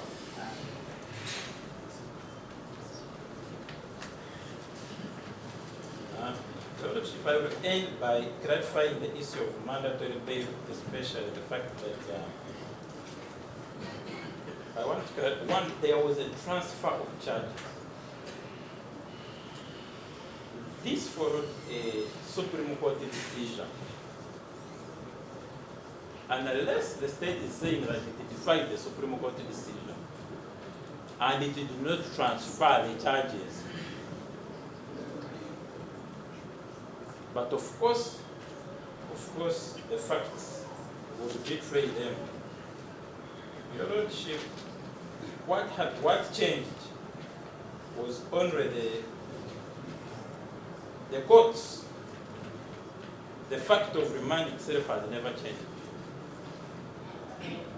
Howsoever framed, the charges that were in the court martial are still here by order of the Constitutional Court.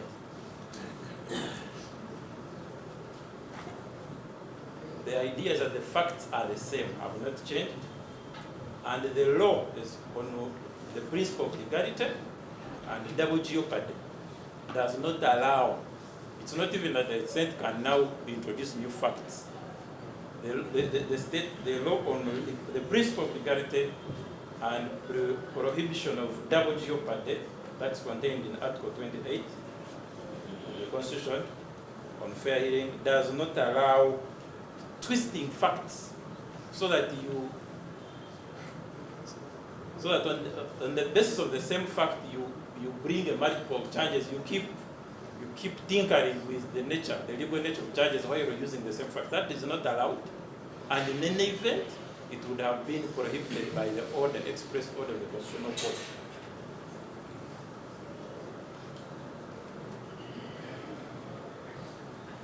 So the accused or the applicants have been remanded by 4 courts. The first court to remand them was the Kangaroo Military Tribunal on 20th of November 2024. Following the Supreme Court judgment, the applicants made an application to the High Court Civil Division for habeas corpus. They came and argued it.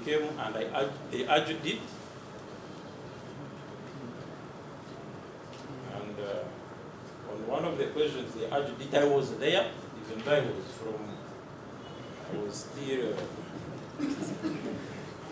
yes. So they were remanded by that court, even before their ruling on habeas corpus could be given. Then they were remanded by a magistrate's court in Nakawa, and then they were remanded by the criminal court, the criminal division here.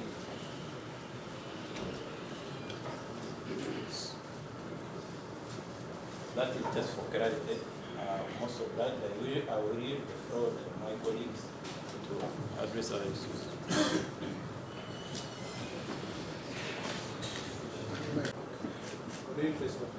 Much obliged, my lord. This is counsel. Luyimbazi Nalukola.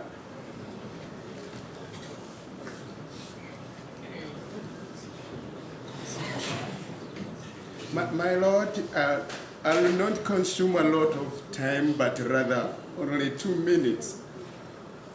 My lord, you have a simple task today, only to implement a constitutional commandment.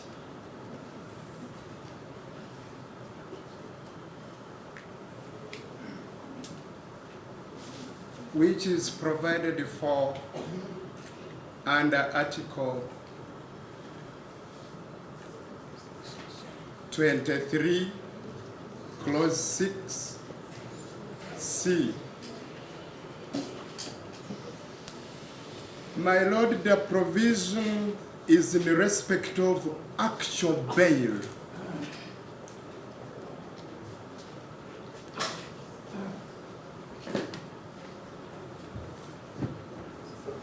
Our application, my lord, is not for a discretionary bail.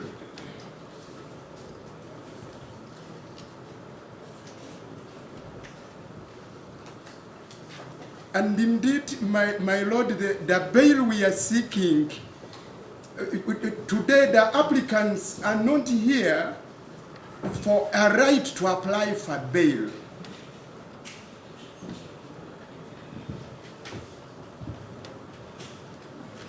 But rather to receive a bail, my lord.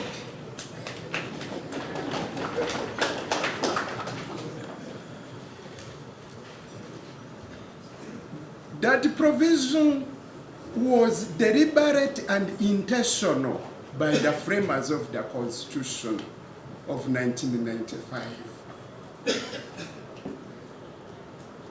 Deliberate and intentional. It was premised on, among others,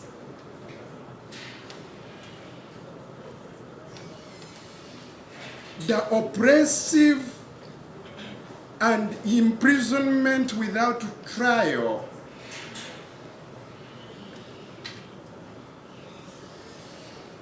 which was characterized, which characterized our political history, my Lord.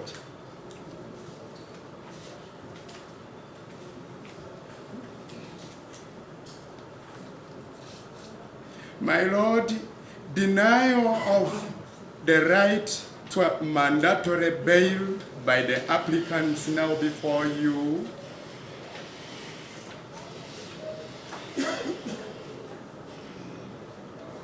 will be so detrimental to the values and the wishes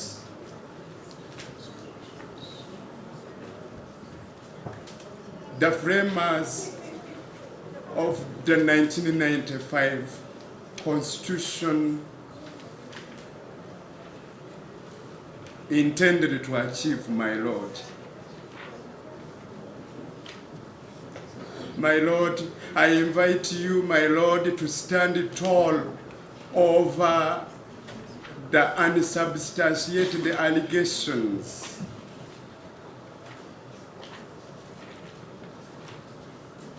advanced by the state.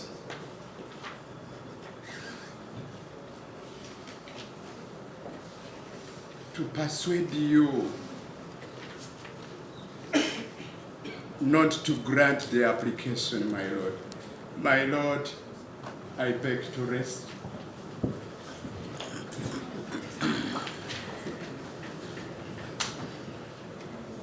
I have only one or two things to say. Firstly,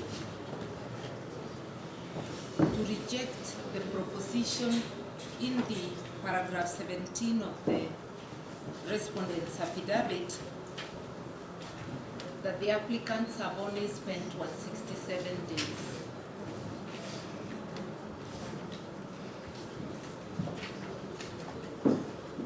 We just want to emphasize that there is only one state, and that is the state of Uganda. And says they have been on days, it seems that they have been on remand for only 167 days. They deliberately refused to account for the period between 20th of November 2024 and 20th February 2025. They admit that period in their affidavit, but they refuse to account for it. And I've said there's only one state, and it is the state of Uganda that was holding them between that period, which is 90 days. So if you add 90 days to the admitted 167 days, that's a whooping 257. But if we count up to today, it's 263, as indicated by my colleague, Area Support. You have the final word. Count the dates from actually the date of arrest. The date of arrest or abduction in Kenya by Ugandan military, indeed with the Kenyan military. That matter is subject of a case in the courts of Kenya. The other point,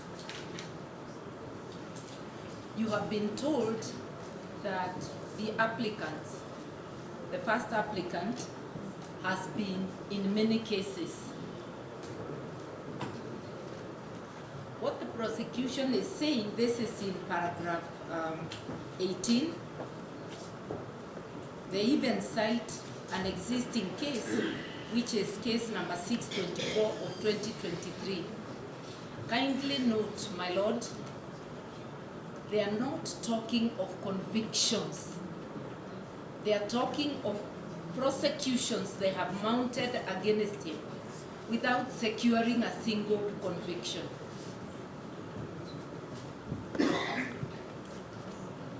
Prosecutions designed to keep the first applicant in custody, just like in this case.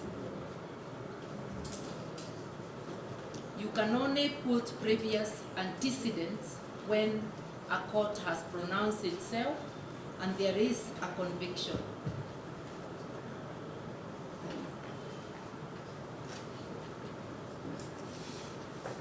For the case that is pending before the Nakawa Court, 624 of 2023 criminal case, the prosecution cannot have their cake and eat it.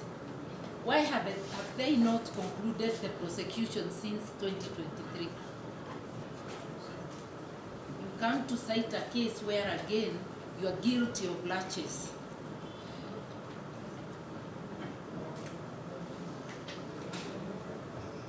The associates who are accused of singing are not named, nor are tapes of what he finds, the music that he finds not good, not so melodious to his ears. So it's a mere allegation. And what if others have sung? Are these two applicants going to be punished because others have sung?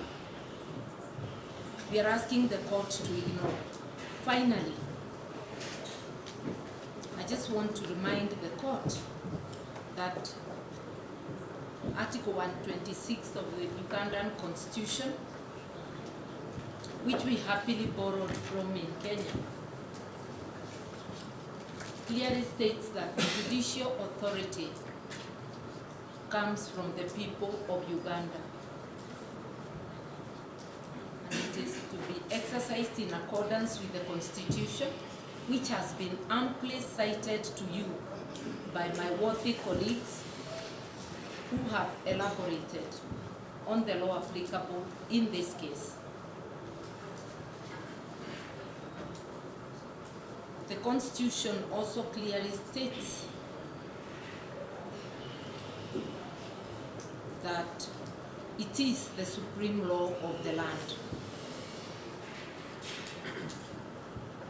So I'm most respectfully telling the court that it has no option but to grant bail on terms, such terms as are reasonable, especially because the prosecution, as per the affidavits, have no compelling reason why the court should not. Before I hand over to my colleague, Mr. Kalibara, to talk about the sureties, I want to seek the court's indulgence. I came a few minutes late because we came on a day flight. I'm also seeking to leave now because I'm on a flight to Nairobi at 4:30 because I have a funeral to attend tomorrow. So I seek the court's indulgence. I'll be leaving, but I'm comfortable that I'm leaving to a team that has performed so well and continues to explain what it has. We agreed that we take the first four. My Lord, I'll choose 4. Yes. Honorable Semuju is Honorable Semuju Nganda Ibrahim for the first applicant. Yes, ma'am. He is 52 years old, member of parliament. He is standing right here. He's right here behind me. He's a member of parliament for Kira municipality.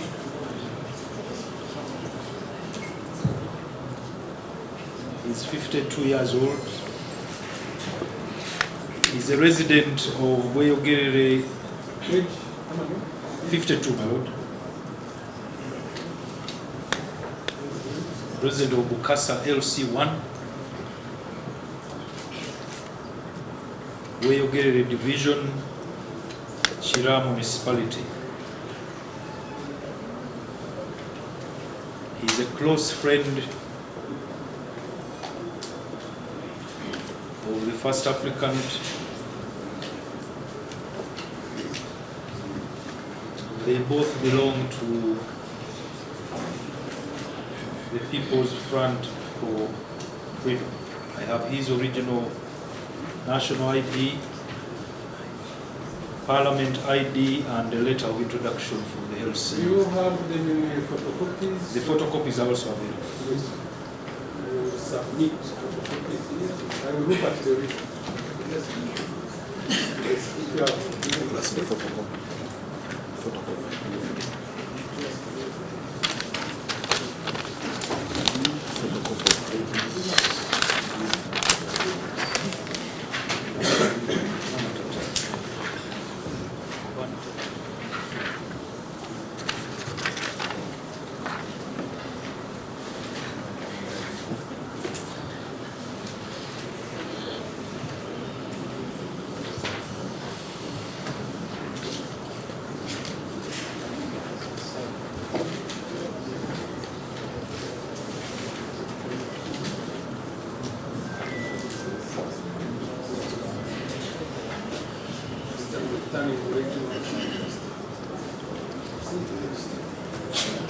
My Lord, the second one is the Honorable Muhindo Harold Tony.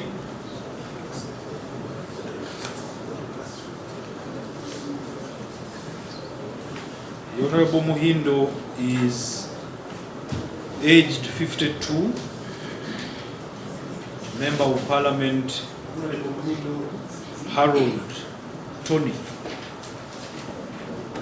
aged 52. He's the Member of Parliament for Bukonzo County East in Kasese District.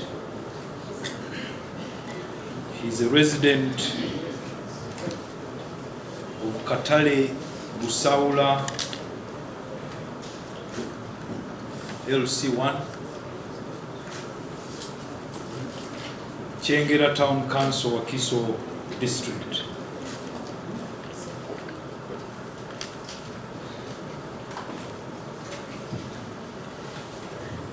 He is also a close friend of the first applicant and member of the same political party. I have his original IDs for Parliament, national ID, as well as photocopies.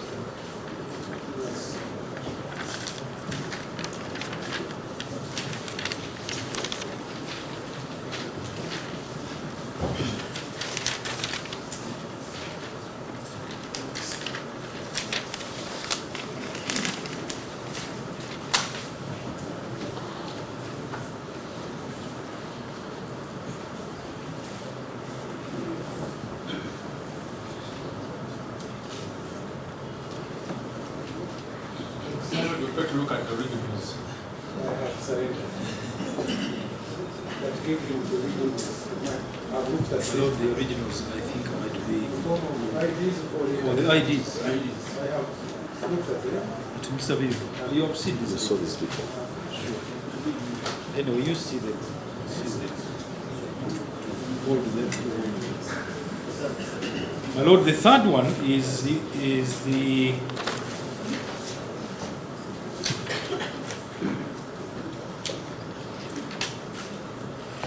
the Honorable Kamara Nicholas Thaddeus.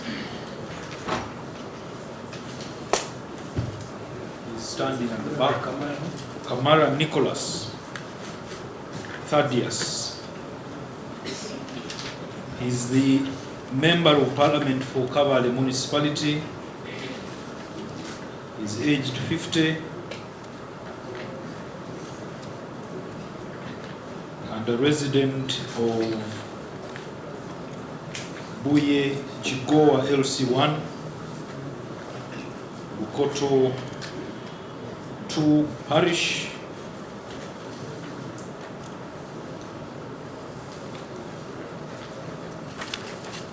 Nakawa Division.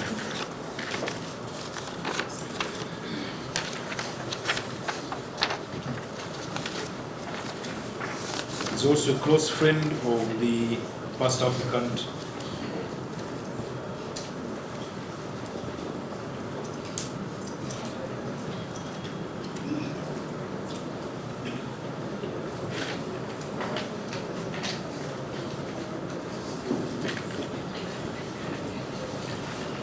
My Lord, the next,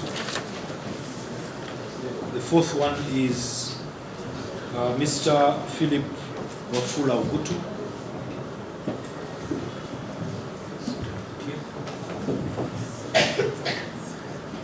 My Lord, Mr. Ogutu is a resident of Village 14, Tinda Village 14 LC1, Salim Bay Road, Nakawa Division.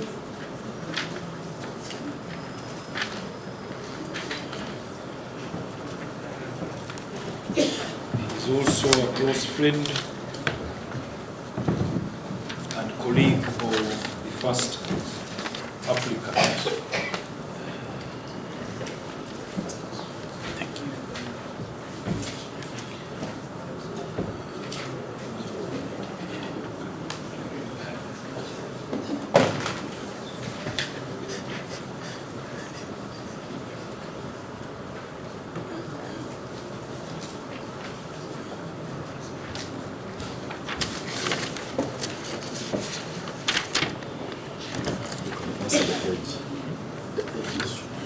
My Lord, he was born in 1952.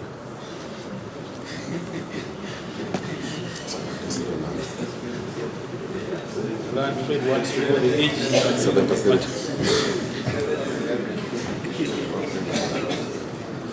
So, my Lord, those are the sureties for the first applicant.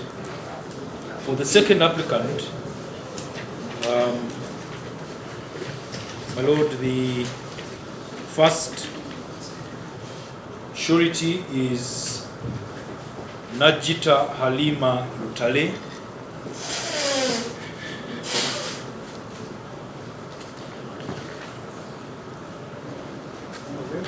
Halima Najita Lutale.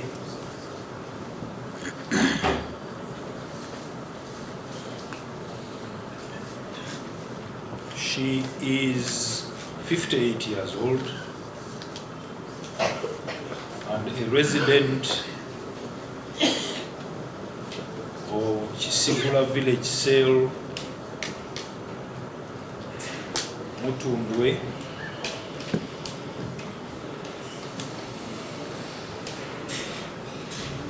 She is the wife of the second applicant and has her original ID and LC introduction letter.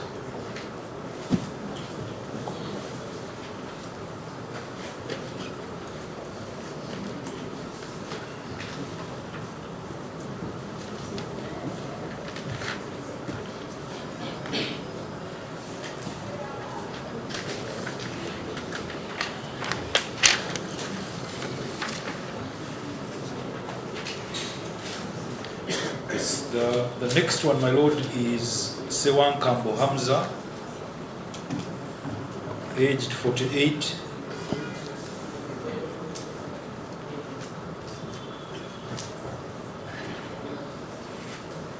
Mr. Sewan Kambo is an advocate practicing with the firm of Sewan Kambo. He is 48. An advocate practicing with Sewan Kambo and Company Advocates.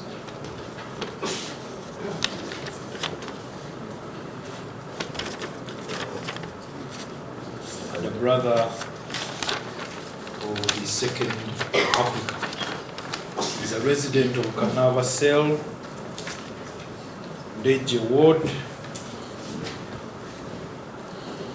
Deje Division, Maki Ndiesabagabo in Wakiso District. His original LC letter ID have also been shared.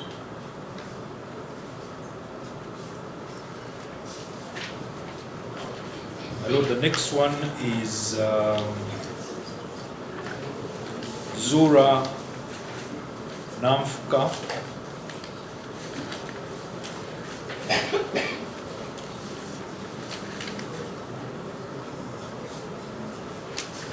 Zura Namfuka is aged 27.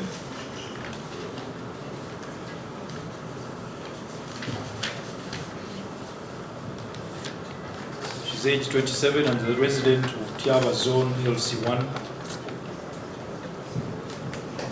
Lukuli Konge Parish Makindi Division in Kampala District.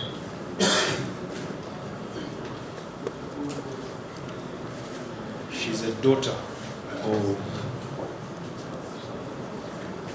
the second applicant.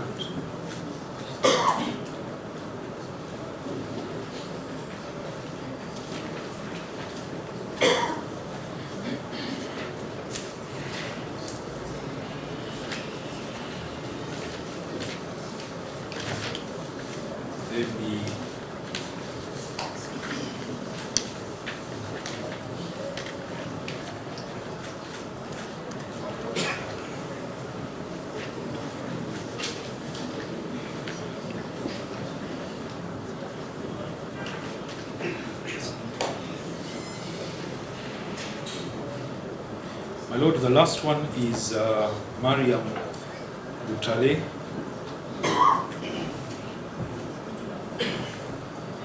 Mariam Lutale is an advocate of this court.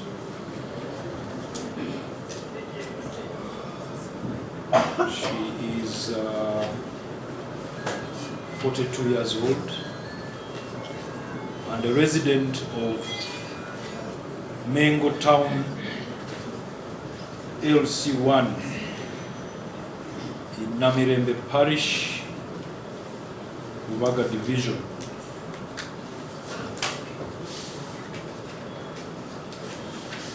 She is a daughter of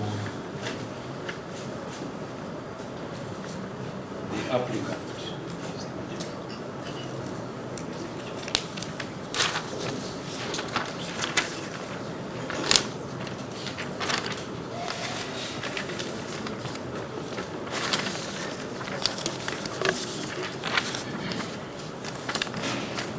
My Lord, each of those sureties has undertaken to ensure that the applicants attend court as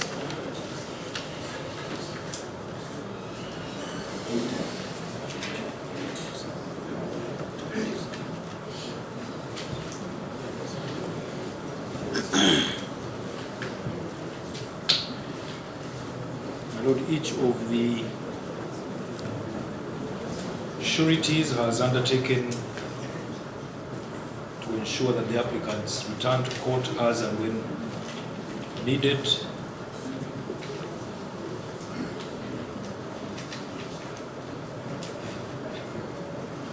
Each one of them has understood their duties as sureties.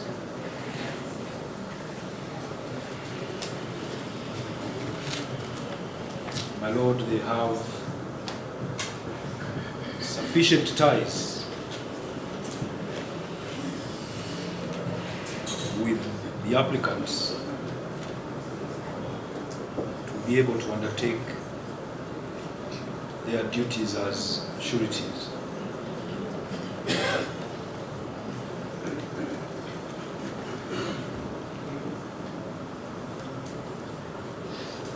It is therefore my humble prayer, my Lord, that they are all found to be substantial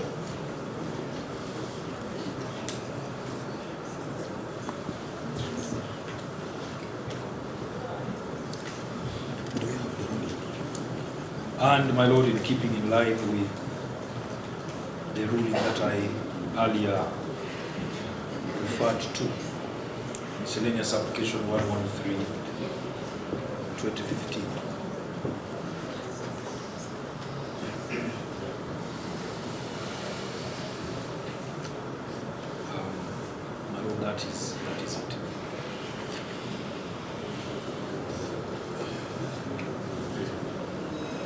hear from you.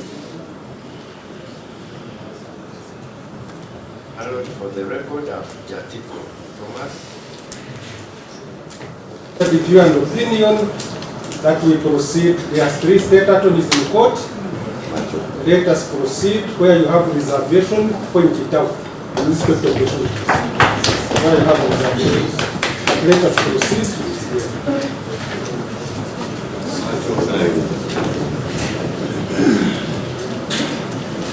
Where there are some things you need clarifications, we shall reach there. I will have an option to proceed.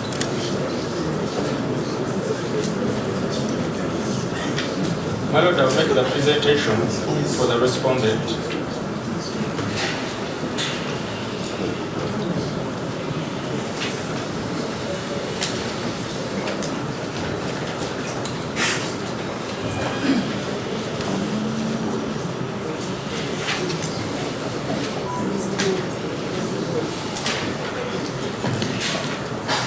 Go ahead. My Lord, this application is primarily based on the argument that the applicants, before you,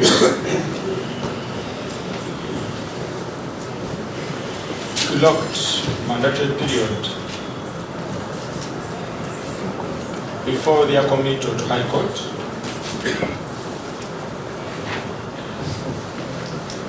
And as such, they should be released.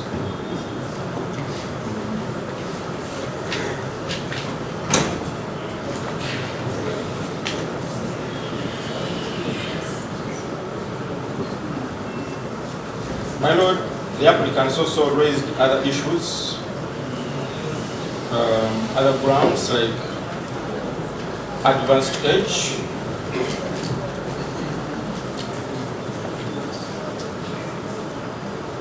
sureties,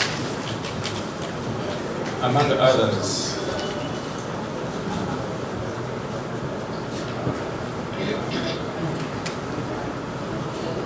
The respondent shall also make an omnibus response to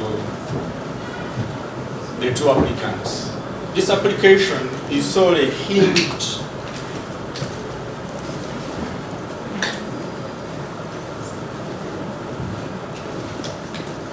on whether or not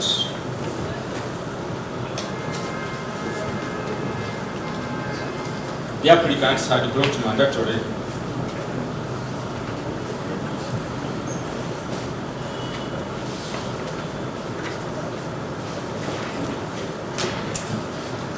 and whether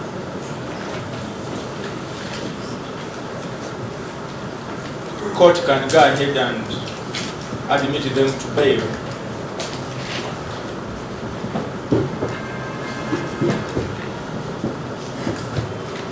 Premise on the above, my Lord.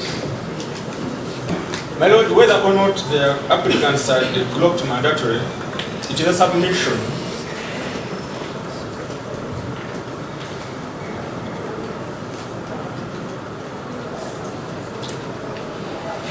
that by the time of committal,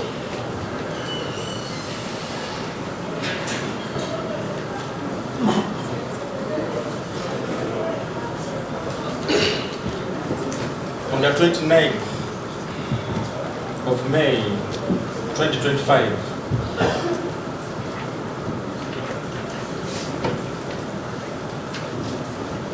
the applicants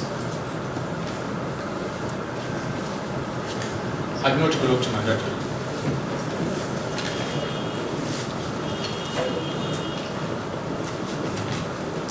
In fact,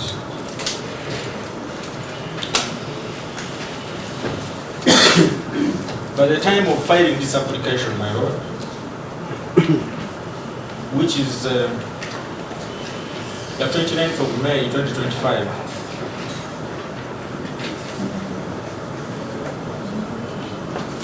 the applicants had already spent 98 days on remand.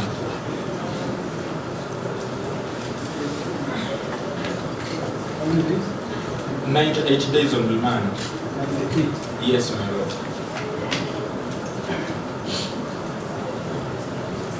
My lord, we refer you to paragraph 15 of the affidavit of Detective I.P. Mukundakwe Besigye Festo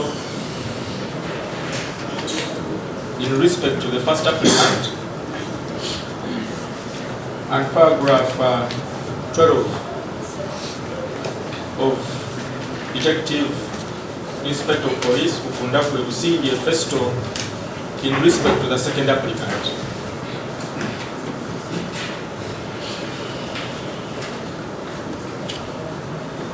My lord, the applicants were remanded in custody on the 21st of February 2025.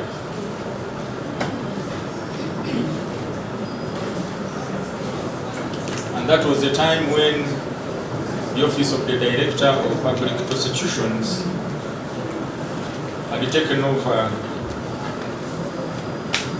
or had instituted fresh investigations and therefore brought fresh charges against the applicants.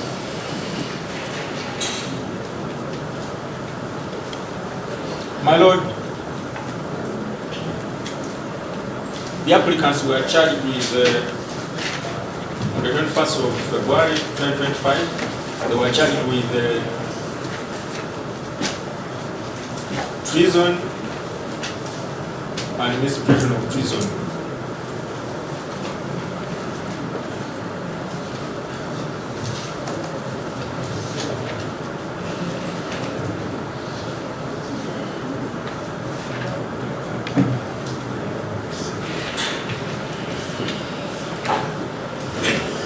My lord, it is not true,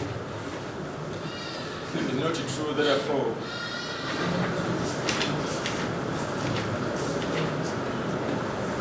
that the DPP was in charge of this matter, of the applicant's matter, while they appeared before the General Court Martial on the 20th of November 2024.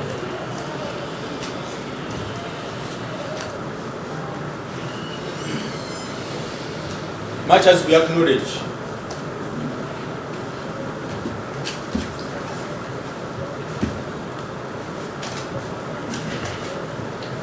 the office of the DPP is provided for under Article 120 of the Constitution.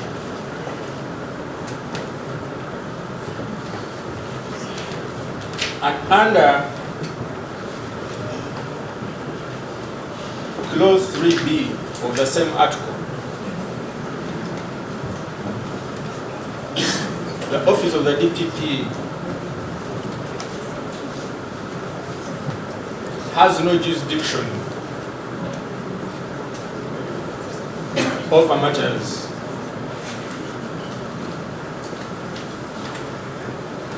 that emanate from the General Court Martial. These are two different institutions. Whereas the DPP is under the Constitution, the General Court Martial is a child of the Uganda People's Defense Act.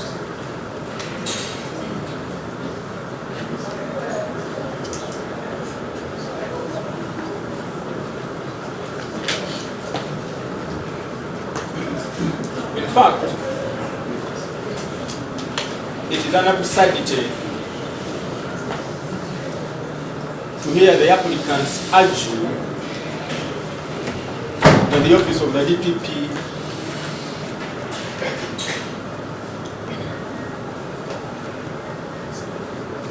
had jurisdiction over the charges that the applicants were facing before the General Court Martial.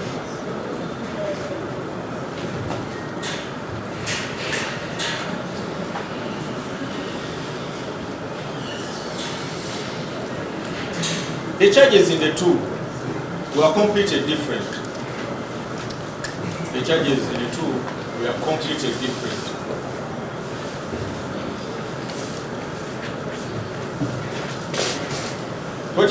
The respondent shall not repeat what the applicants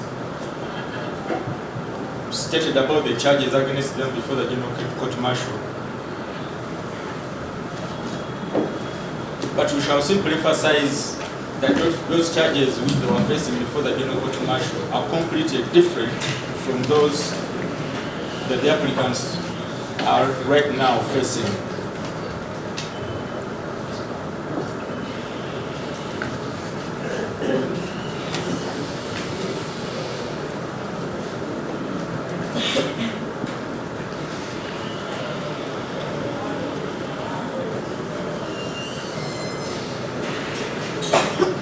My Lord, we refer you to the case of your brother, Honorable Justice Dr. Douglas Kayokona Singiza, while handling Civil Division Miscellaneous Cause number 31 of 2025. Number 31 of 2025.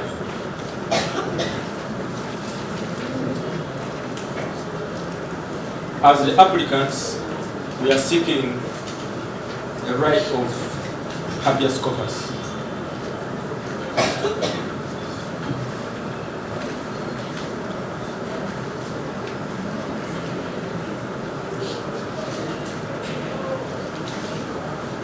My Lord, I just want to go through this briefly. Just right from the argument.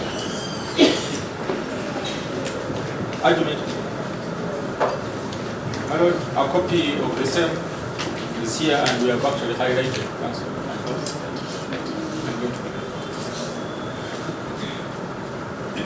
That is retired Colonel Dr. Besigye and Obeid Lutale versus Attorney General and Commissioner General of Prisons. Those were the parties.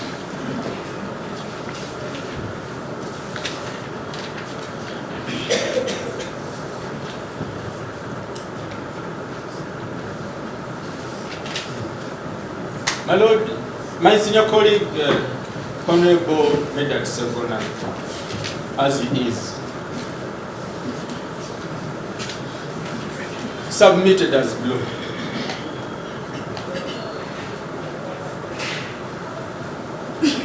That the transfer, that is true, the transfer of the General Court Martial files to the DPP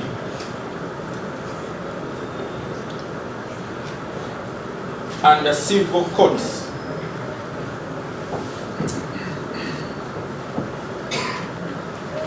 is legally impossible.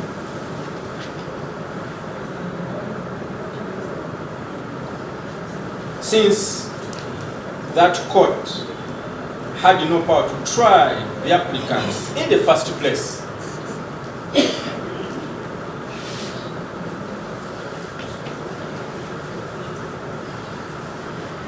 Just for emphasis, my Lord,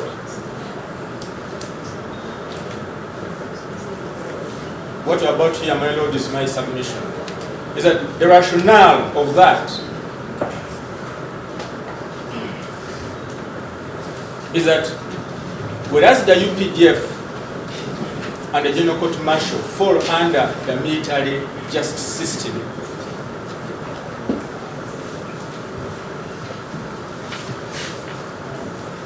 the civil courts fall under the civil justice system.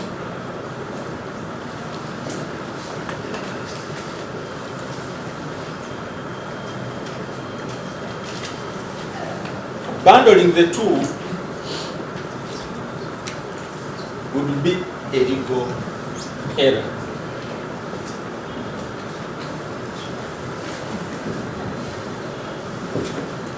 As if that's not enough, my Lord,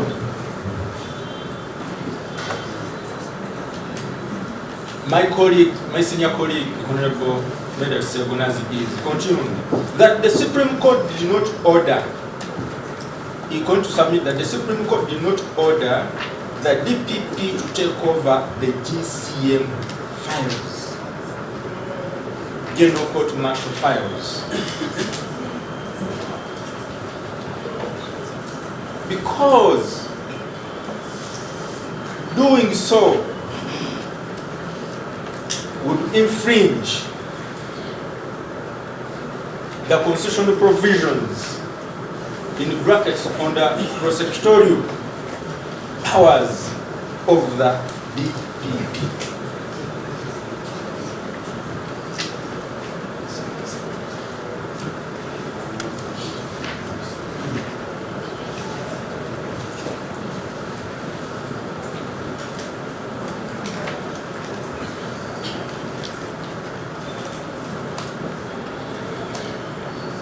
My Lord, that view was also echoed by my senior colleague, Lord Mayor Elias Rukwago, counsel for the applicants. Now, in that application,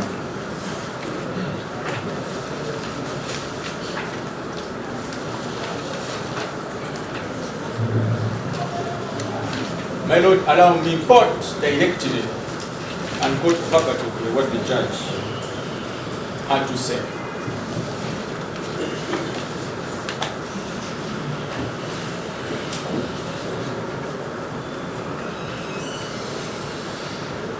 He said that, as understood by this court,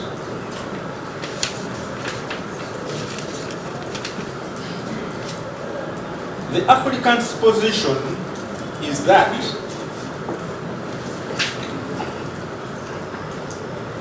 to the extent, and this is on page 10, that to the extent that the Supreme Court decision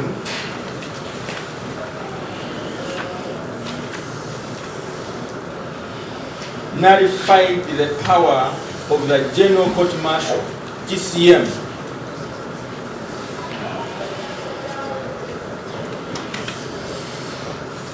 to try them, they remain in illegal detention.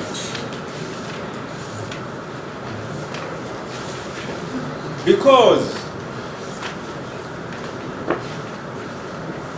they are no longer lawfully detained by the prison authorities.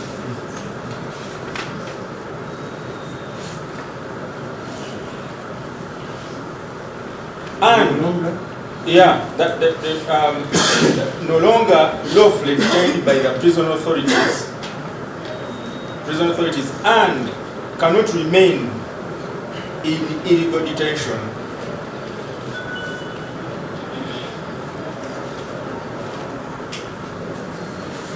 On account of the uncertain administrative processes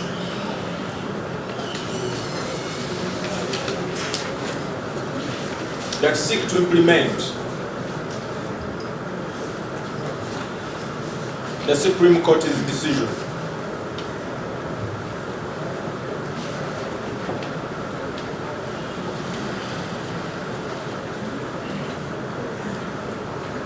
Besides, all previous cases before the GCM, General Court Martial, had equally collapsed.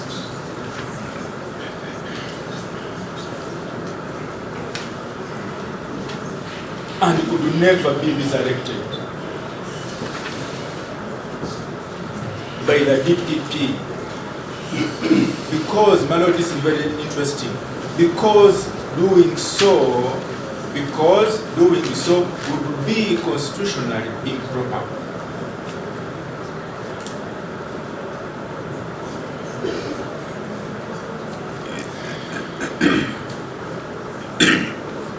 He further stated that under Section 56 of the Evidence Act,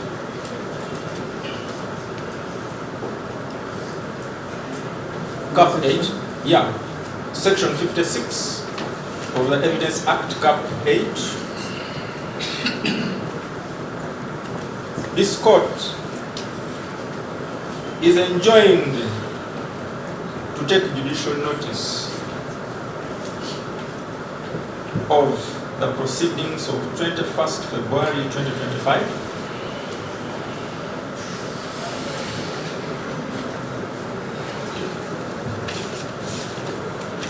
In the Chief Magistrate's Court of Nakawa at Nakawa,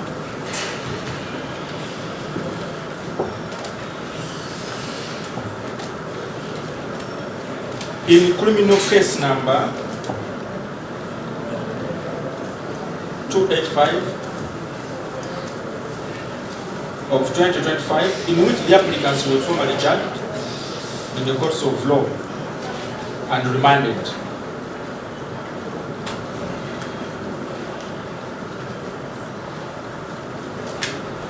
While the court would have wished to answer the issues raised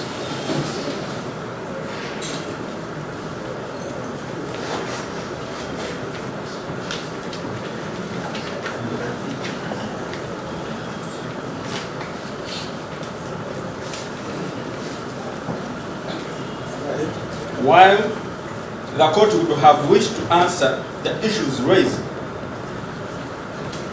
it would be moot for it to do so.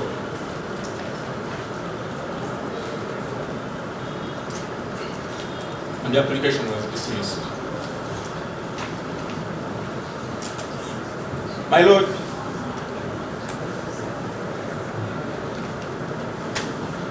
these were the arguments of the applicants in that application.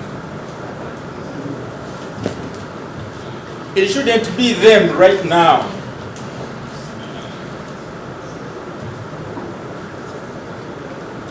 Having spoken English in the other application, then they speak Chinese in this one. What do I mean? To change goalposts and then submit that there was a transfer of the cases from the General Court Martial to the Office of the Director of Public Prosecutions and the Judiciary.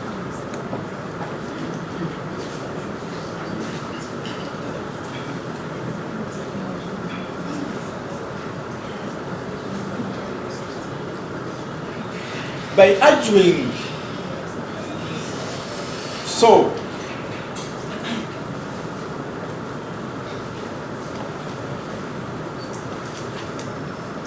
there will be a possibility of actually receiving this court. It is an improper interpretation of Article 120 of the Constitution in terms of the roles and then the jurisdiction of the court martial.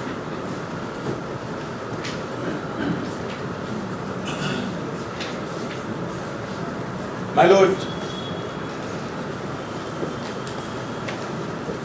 I appreciate the fact that this ruling, my Lord, is persuasive to you.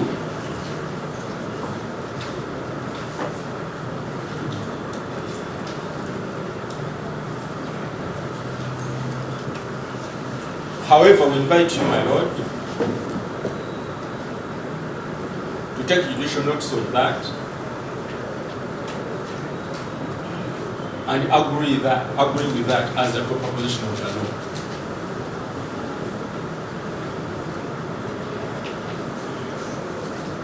If you, my Lord, agree with the respondent that that is the proper position of the law, then the argument by the applicants, my Lord, lacks merit. It is misplaced, and it is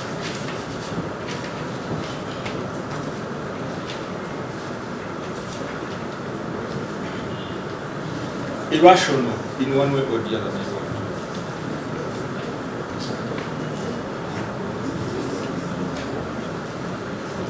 And If, my Lord, you agree with the respondent, that is the position of the law, then it means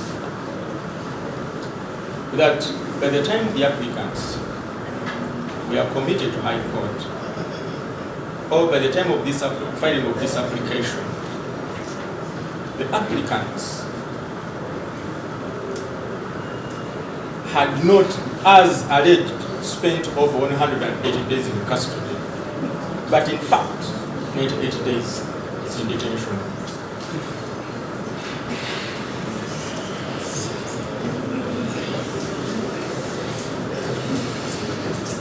My Lord, I hope I'm safe. You can hear. I pray that court guarantees my security, our security behind there. Most of senior counsel, Dr. Govt.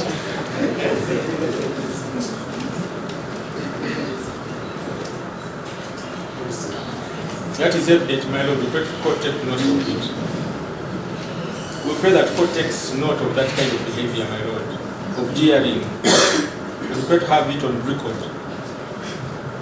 that the public was jeering at the prosecutors. Yes. Most obliged, my Lord. My Lord, the trial, the presiding magistrates who handled this matter right from the 21st of February 2025 do not have the record. There is no record before the magistrate or judiciary or courts, civil courts.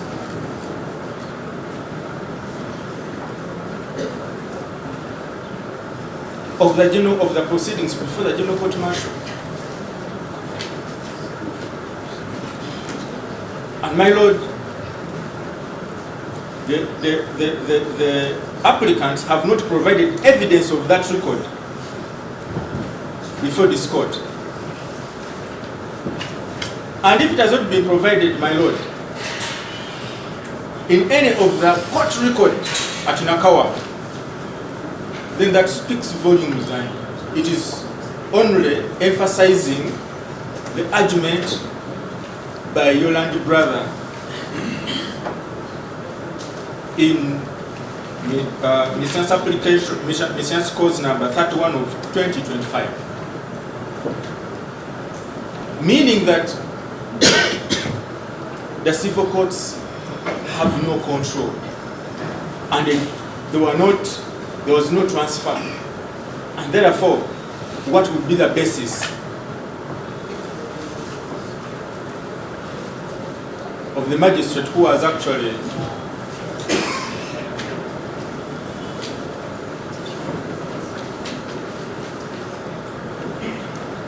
so, my Lord, we implore you to agree with us in that regard.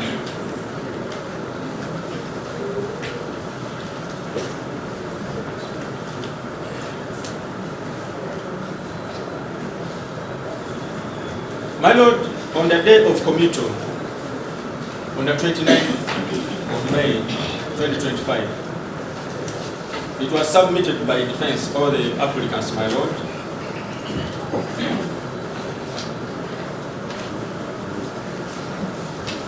that the applicants were committed in the absence of their counsel.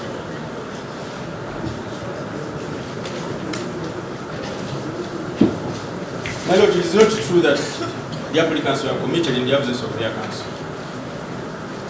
They are on record on 29th of May 2025 representing the applicants before Nakawa Chief Magistrate's Court.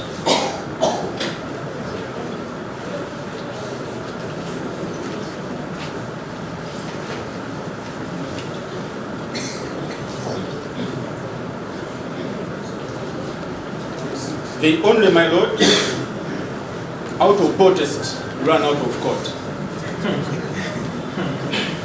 They went out of court, my Lord, and court had nothing to do but proceed with the committal. And that was the second time, my Lord.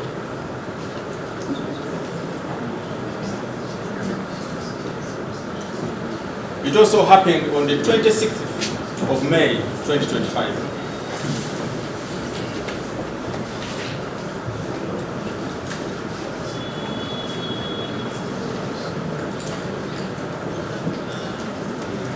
My Lord, therefore, if this court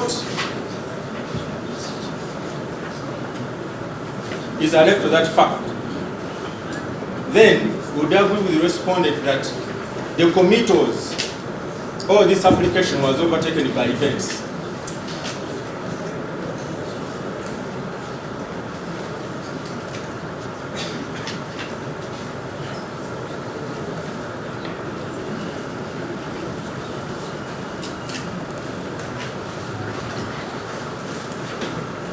My Lord, the counsel for the applicants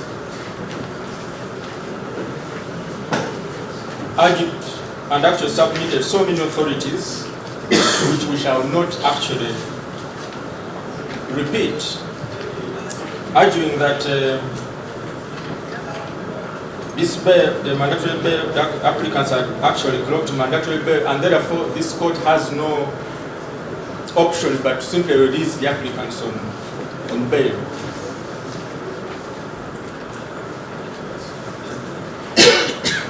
Article 23(6)(c) of the Constitution.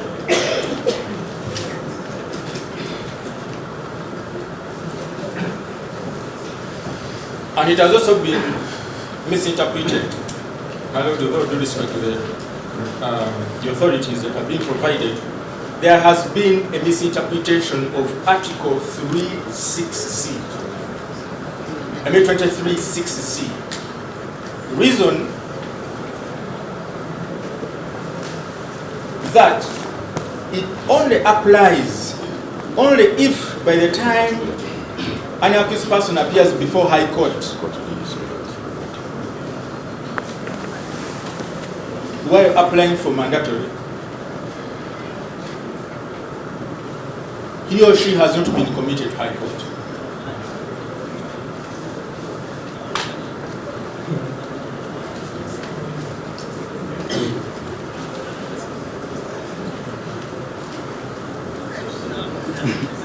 The ruling which the applicants relied upon was reached in the petitions where the applicants had not been committed to High Court. And those are only cases, my Lord, where this court is bound. The applicants in those cases had not been committed to High Court.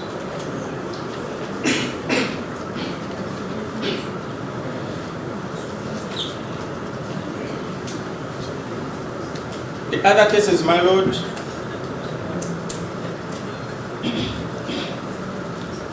which have been cited, my Lord, from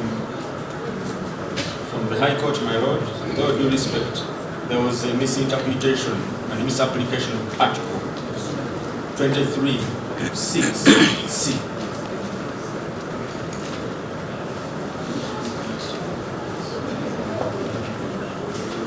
And since the Supreme Court cases cited by the applicants, since there is a difference between the Supreme Court authorities provided by the applicants before you, my Lord, and the High Court cases, my Lord, which we shall not repeat,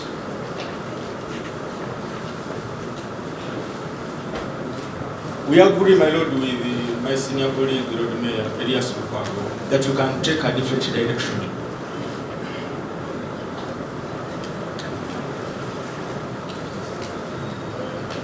Because you're not bound by judgments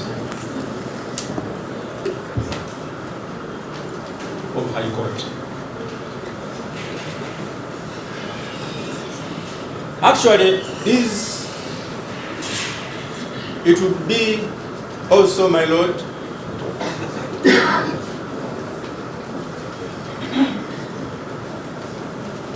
a misinterpretation of Article 126(2)(e).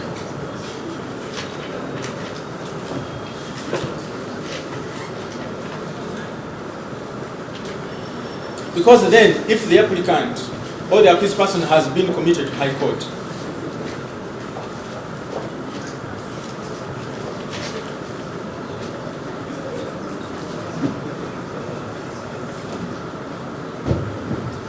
what is the substantive justice that is at stake? My lord, that is trial of the accused person, not bail.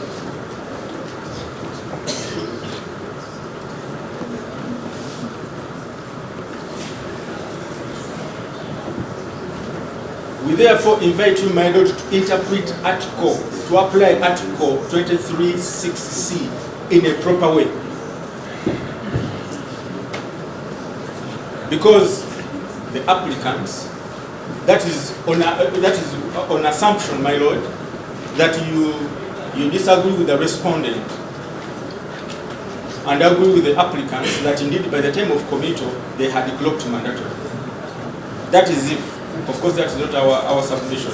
But if you are inclined to believe that by the time of committal the applicants had clocked mandatory, we submit, my lord, that you interpret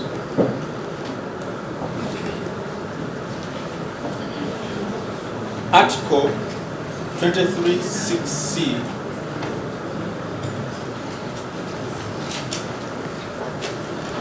objectively. Your hearing before this court. And we pray that, my lord, this court takes those behaviors seriously. My lord, it is not merely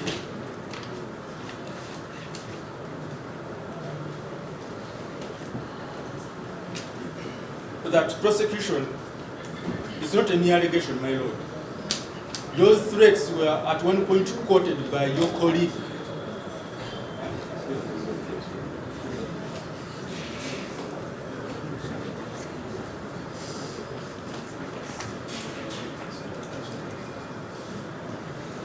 My lord, in the case where we actually filed, we furnished with the court. In the case of habeas corpus, this is Civil Division, Miscellaneous Cause number 31 of 2025. Retired Colonel Dr. Besigye and Hajji Obeid Lutale versus Attorney General and Commissioner General of Prisons.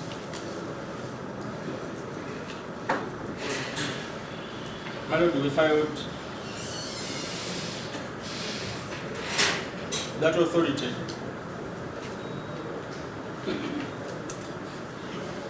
at a time when we were submitting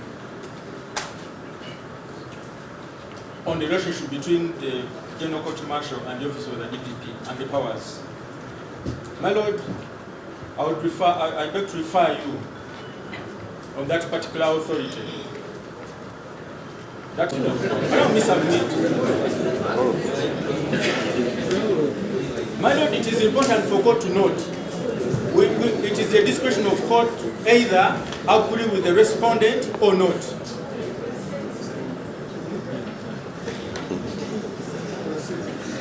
My lord, I also wish, my lord, to speak about the antecedents of the applicant.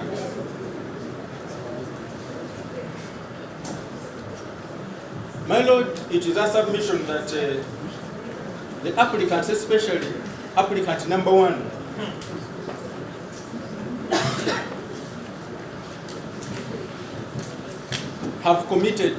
he has committed other offenses where he has been admitted on bail.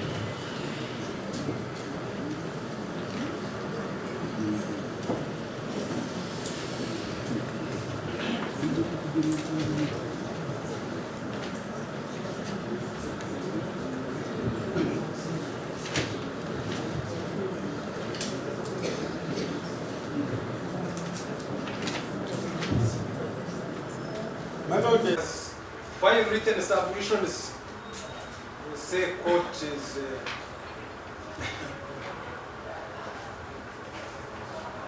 in other words, I'm saying I had debated tell you all of you 5 written submissions after identifying sureties, but I didn't do it, but honestly, it is in the other case. for innovations, let us also now consider written sample. And probably another thing is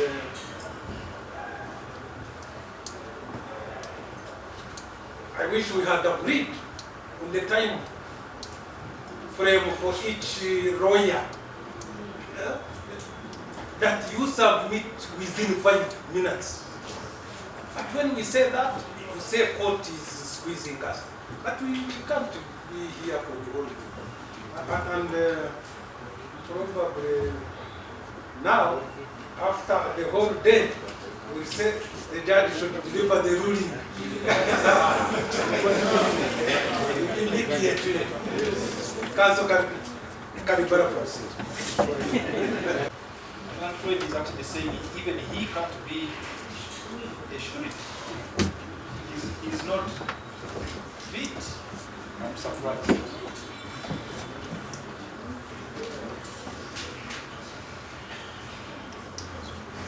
My Lord, each of the sureties stood here.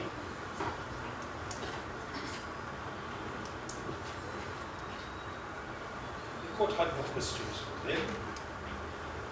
The Manfred had no questions for them. He was satisfied with whatever was presented.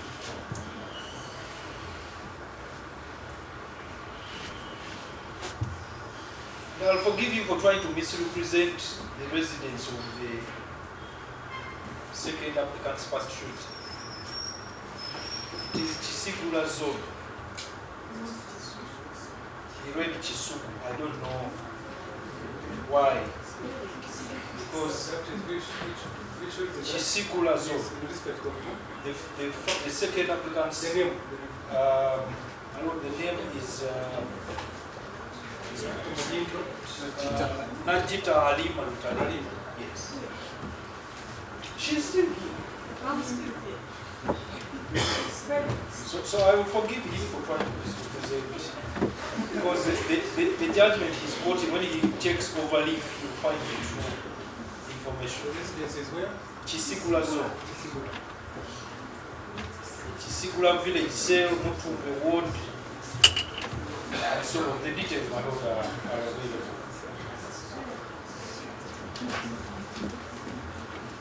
My Lord, the sureties, all of them, are substantial.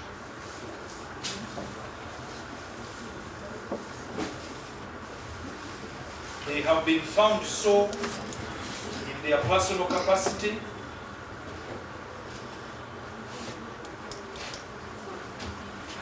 if you refer to the ruling in MA 113 of 2025, court will see that. But also in their occupation, their official capacity as MPs, the ones that were cited. My Lord, the first applicant has been charged with treason twice before. And on both occasions, the sureties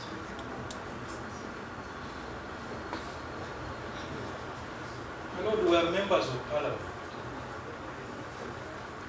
The first one was the Honorable John K. Chamsi, he is even here. The Honorable Yaruhanga Chams, the Honorable Chirike Muhammad Mayanja, and the Honorable Donga. That was in 2005. At that time, he was even the president of the country. In 2016, his sureties were retired Major General Mugisha Muntu. I also saw him. He has stepped out. The Honorable Roland Mugume is here. The Honorable Joyce Mugwao at that time. And the Honorable Nandala are all members of the party which the first applicant was president of and presidential candidate for. So this idea that somehow MPs are beholden to him and not enforce appearance has absolutely no basis. I know the documentation I refer to for both bail applications is attached to the affidavit. So, the first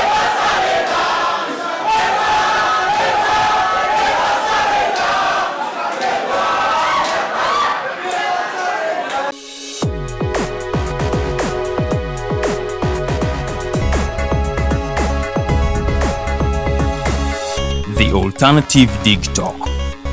Real issues, real talk.